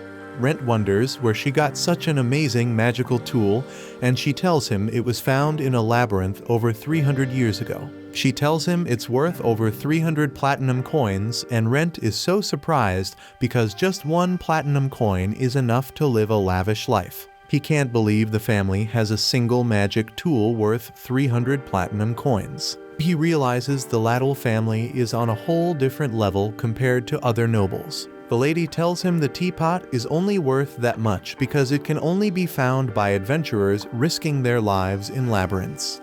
Rent tells her some adventurers still find junk in labyrinths despite risking their lives to get it. As he's about to take a sip of tea, his mask reveals the lower part of his face, and the lady notices this. He takes a sip of the tea, and he tells the lady it's delicious. She appreciates his comment, and she tells him she recreated the most delicious tea she once had sometime in the past. He tells her he's never had anything so delicious, and he proceeds to take another sip. The lady asks him if his mask is a magic tool, and he tells her it is. She is curious about where he found the mask, and he tells her an acquaintance of his bought it in Malt. The lady is amazed that such an interesting thing can be found in Malt, and she asks him if he can hand the mask over to her. Rent knows about her family's occupation of collecting magic tools, and he wonders if she's also into that. The lady apologizes because she thinks the mask is very important to him since he's hesitant. She offers to pay him handsomely for the mask, and Rent immediately thinks about selling it if only he could get it off his face. But he remembers he is only able to hide his face thanks to the mask, and he tells her he can't sell it to her. The lady realizes he has a deep attachment to the mask, and she apologizes for asking him. Rent finishes off his tea, and he thanks her for the treat. He gets up to leave, and she bids him farewell. She decides to give him a hint which surprises him. She tells him it's better not to see the sun, and Rent is surprised. He's hearing something about the sun again. He tells her he'll remember her hint, and he leaves the place as the lady smiles secretly. Rent keeps walking through the maze, and he looks up at the sun. Suddenly, the sun disappears, and Rent looks around wondering what happened. He throws a pebble upwards, and it teleports. He wonders if he'll be able to go back, but he realizes some teleportations are one way. Rent is frustrated that he has to deal with teleportation even when he's not in a real labyrinth. He can't believe he has to start traversing the maze from the beginning. He keeps walking through the labyrinth, and he finally arrives at the end of the maze later in the day. The garden lady welcomes him and congratulates him for figuring out the maze secret. He tells her it was thanks to her advice. The lady introduces herself as Laura, the head of the Lytle family. Isaac is also out waiting to welcome him.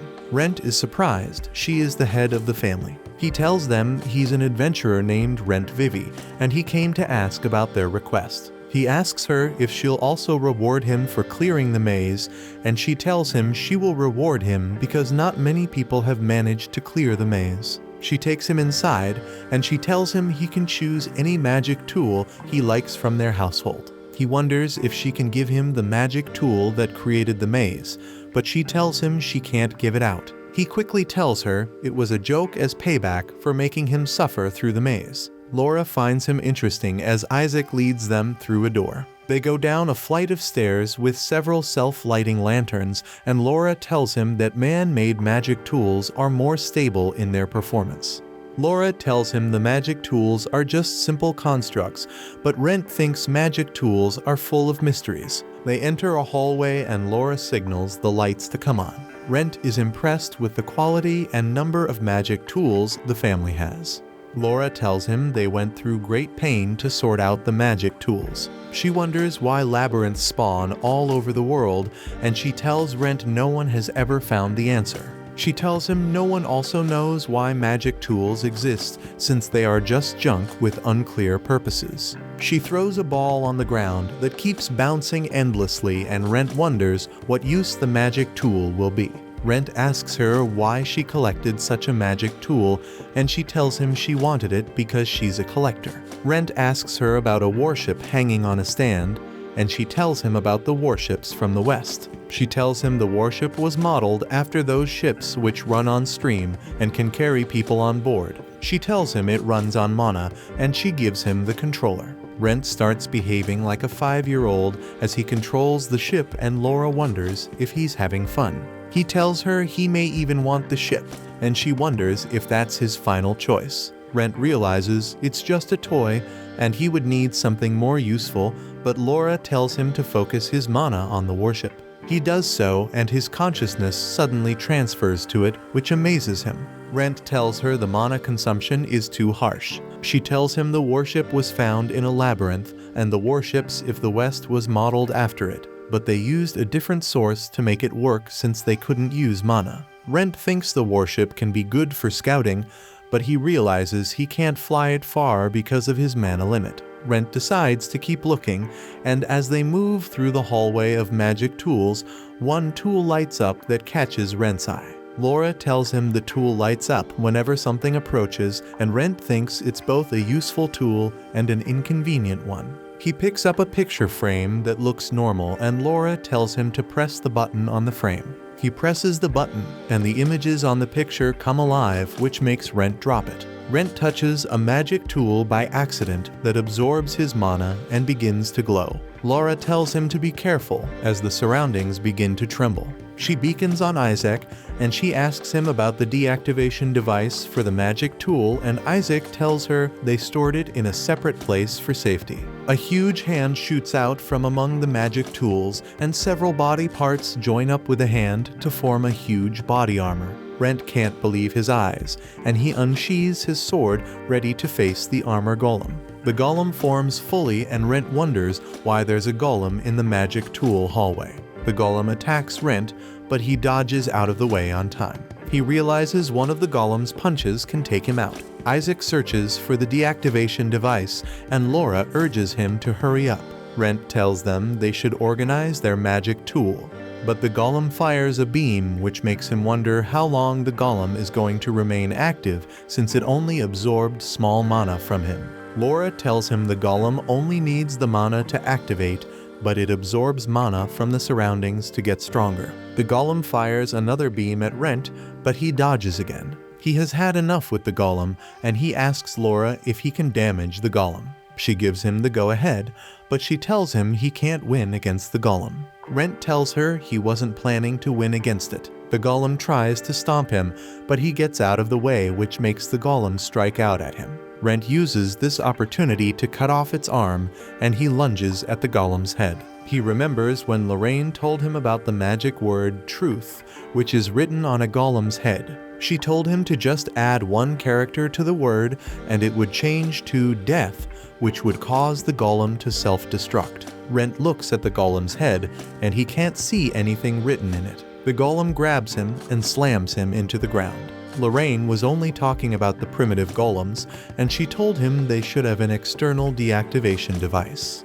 Rent wondered what to do if the device wasn't accessible, and she told him to either run or defeat it. Rent asks Isaac if he still hasn't found the deactivation device, but Izaker can't find it anywhere on the shelf. Rent realizes he has no choice but to defeat the golem.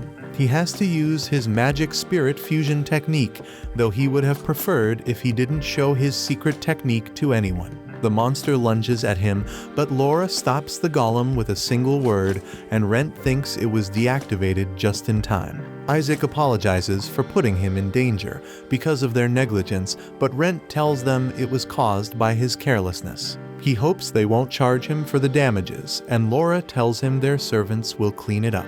Laura wonders if Rent would like to keep looking at the magic tool, and he tells her he would like to do that. They keep walking and something catches Rent's eyes. He asks Laura about them, and she tells him they are materials gotten from monsters, which can be used to make medicine or weapons. Rent gets close to the materials, and he spots a vial of human juice which makes him thirsty. Laura wonders if he's interested in it, and she tells him it's a vial of vampire body juice. She tells him consumption of the content would turn the person into a vampire, and Rent wonders if it's true, but she tells him it's just rumors. Rent wonders if no one turned into a vampire after drinking it, and Laura tells him nobody would confess to being a vampire if they get turned. She tells him with the rumors people would want it to get a chance at immortality, and Rent makes his choice on the magic tool he wants. Rent returns home, and Lorraine can see that took the model warship as his reward, just like every man in their right senses would because of how cool it is. Rent starts operating it, and Lorraine tells him she had no idea the Western airships were modeled after the magic tool. She realizes he can also transfer his consciousness through it. Lorraine wonders why the Laddle family are so free with gifts, and he tells her it's because there aren't many adventurers who can journey to the Tarask swamp regularly. Isaac gave Rent an extra gift before he left as compensation for accepting the request, and he tells Rent he'll always be paid each time he completes the request task. Isaac was glad he could now devote himself fully to caring for Laura. Rent asks Lorraine if she wants to try the magic tool, but she tells him it's time to face reality and stop playing with tools. Meanwhile, Isaac crushes the dragon blossoms to make medicine, and he presents it to Laura. He wonders if she liked Rent, and she tells him Rent was a rare sort of guest, but Isaac tells her to get some rest. Lorraine wonders if the vampire body juice is authentic, and he tells her that it's authentic because he felt that something will change within him if he drank it. She reminds him that people who consumed vampire body juice met a bitter end. Lorraine notices he's hesitant, and he tells her he's scared, but he knows he needs it to evolve. He tells her his body wants, but she tells him it may be too dangerous for him despite having an undead body. Lorraine tells him to avoid drinking it if he can, because she won't mind him remaining as an undead as long as he can spend his life as an adventurer. But Lorraine realizes he'll do anything possible to become a mithril rank adventurer. Lorraine tells Rent to refrain from taking in the vampire juice if he can do without it, because she doesn't mind if he remains an undead. But she realizes he'll do anything to achieve the highest adventurer rank. She knew he would not hesitate to do whatever he must to achieve his dreams, and he tells her he has been dreaming about becoming the highest ranked adventurer since he was a kid. Lorraine suddenly recalls Sheila asking her about something previously, and Rent wonders what Sheila asked her. She tells Rent not to worry about it because it's not important, but he tells her she's just making him more curious. He tries to press her to tell him, and she finally gives in, but she tells him he doesn't have to answer the question if he doesn't want to. Rent is surprised because he thought Lorraine already knew all about him, but Lorraine tells him she's yet to uncover a lot of mysteries about him. She turns to him and in all seriousness asks him what he wants to become a mithril rank adventurer, which surprises him. Rent wonders if he hasn't told her in the past, and she tells him she somewhat knows the answer to the question since they've been together for a long time. She decides to forget about the question, and she tells him to drink the vampire juice already, so he can evolve because she doesn't care anymore. Rent tells her she's being mean, but she reminds him of when he told her that adventurers don't ask about the past of other adventurers. Though Lorraine is convinced that Rent doesn't have a shady past, she decided to hold back a bit after she told him that. Rent tells her there's nothing interesting about his ambition, but he's never had the time to tell her about it. He sits on the couch, and he solemnly tells her his ambition is for revenge. He tells her it's not all about revenge because he once wanted to become an adventurer who could prevent tragedies. He tells her he comes from Hathara, which is a village located deep in the mountains on the frontier. His father was tasked with doing the trades and the errands of the village. They first took Rent out of the village on a carriage when he was only 5. Rent was intrigued by the outside world, and he loved looking at animals moving across the fields as they passed by with their carriage. Jinlin wondered what kind of place the town they were going to will be because there were a lot of things they were yet to see. She expressed her optimism to see the village, but Rent told her he was scared because the town would hold a lot of people and they could be cowards. Jinlin was disappointed he was such a coward, and she told him he won't become an adventurer if he remains in a state of cowardice.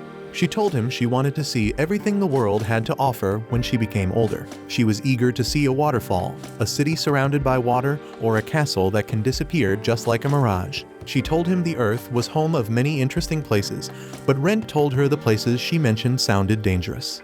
She promised to become strong and protect Rent. He tells Lorraine he was very reserved when he was younger, and she's surprised because she thought he was training every day with a wooden sword when he was younger. He tells her it was Jinlin who was doing that. Jinlin took him all over the town, and they always got scolded by the different grandmas who lived in the town. Rent confesses that those were fun times in retrospect, which surprises Lorraine. He tells her they were attacked by a monster on their way back from their journey outside the village. The monster destroyed their carriage and their grandma was hurt. She told them to run to safety so they don't get hurt, but Jinlin just keeps shouting her name.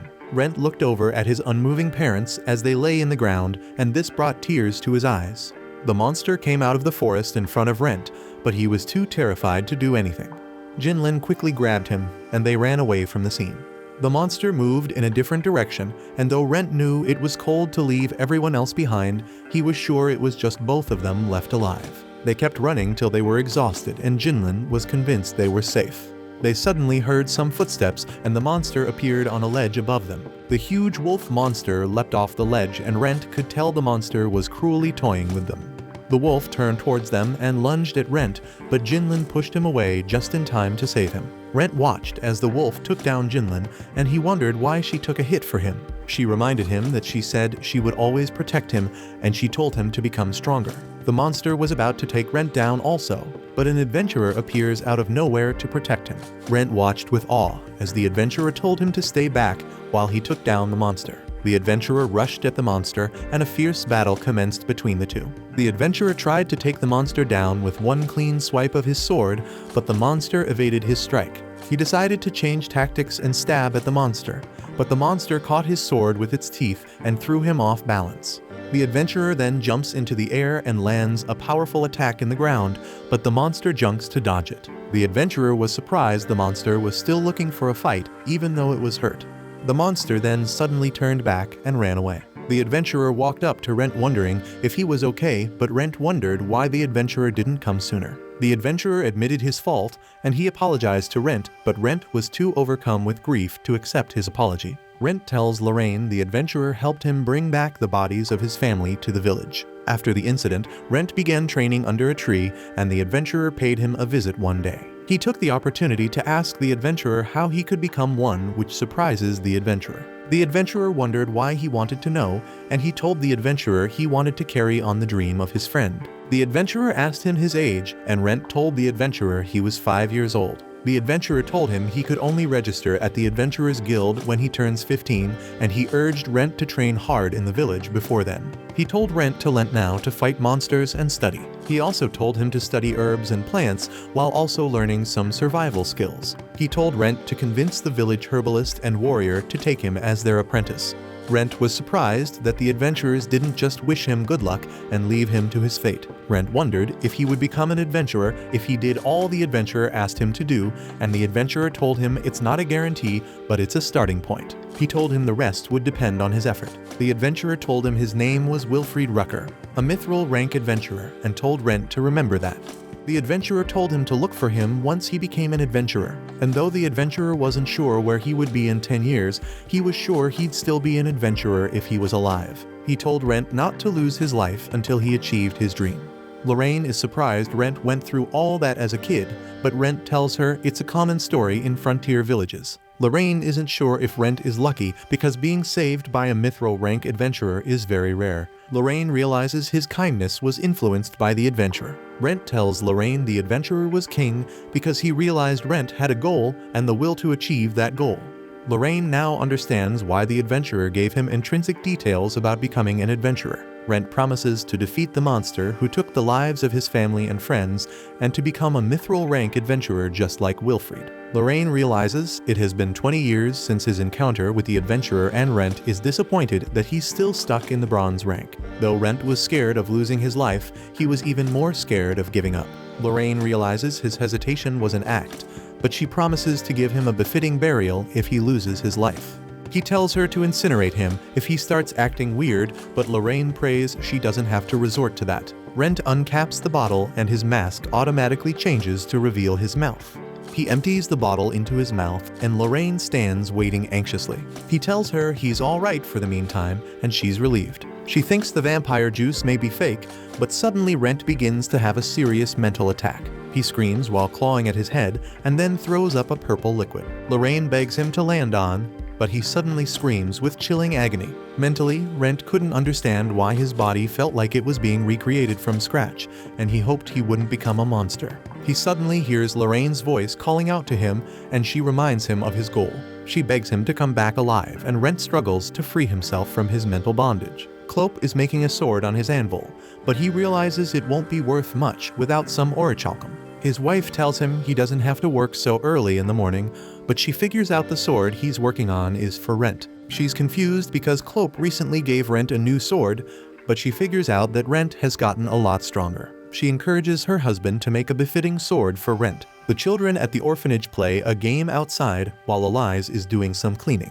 She practices her sword movement with her mop and Lillian teases her about being a strong knight. Elise tells her she needs to be in bed resting, but Lillian tells her she's feeling better. She decides to have breakfast with the children and Elise is sure everyone will be overjoyed to have her at the table. Lillian thanks Elise for her efforts to make her healthy, but Elise tells her everyone contributed to make sure she became well. Rise, Laura, and Rena are the first adventurers to enter the guild early in the morning and Sheila welcomes them. Rise looks through the open job requests and he thinks about taking one on the second floor of the labyrinth, but Rena tells him it would be too difficult for them. They decide to go for another request, but Sheila advises them to be careful while they're in the labyrinth. She tells them to turn back if they feel anything is amiss, and they promise to heed her warnings.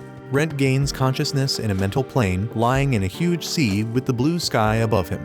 He feels so sleepy, and he realizes it has been so long since he felt the need to sleep. Since he became an undead, his body and his heart always felt empty, but he felt more humane with each evolution he underwent. He began to lose all the fear and despair that engulfed him after he became an undead. He figures out that he was only able to endure it because he was immortal. He finally gains physical consciousness, and he wakes up to see Lorraine reading by his side. He wonders what she's reading, but she's surprised he's awake. She tells him she was reading about the classification of vampires. She tells him it's rare to see powerful vampires, which makes it harder to classify them. Rent wonders why she's reading the book, but he figures it out after she congratulates him on his successful evolution. Rent looks at his skin, and he wonders what he has become. Lorraine tells him she can run tests to confirm, and she tells him to take off his clothes. Rent takes them off, and Lorraine studies his physical appearance. She notices wings on his back, which surprises Rent, but they suddenly shrink and Lorraine realizes he can change their size if he focuses on them. Rent wonders what he has become, but Lorraine tells him she's not sure. She tells him he's a weaker vampire, but she has never seen one with wings, so she decides to look it up later. She tells him to show her his face and open his mouth. She notices small fangs, and she tells him he's like a vampire. She tells him to reveal the upper part of his face and open his eyes. Rent does this, and Lorraine notices his eyes are red. She tells him vampires are known to have red eyes, but humans do too, so he won't stand out so much. She's glad to see his face again, and she tells him she has been yearning to say something to his face, which makes Rent wonder what she has to say. She touches his face and welcomes back Rent Faina emotionally. Rent tells her he's glad to be back to a semblance of his old self. Watch this next video. See you on the next one.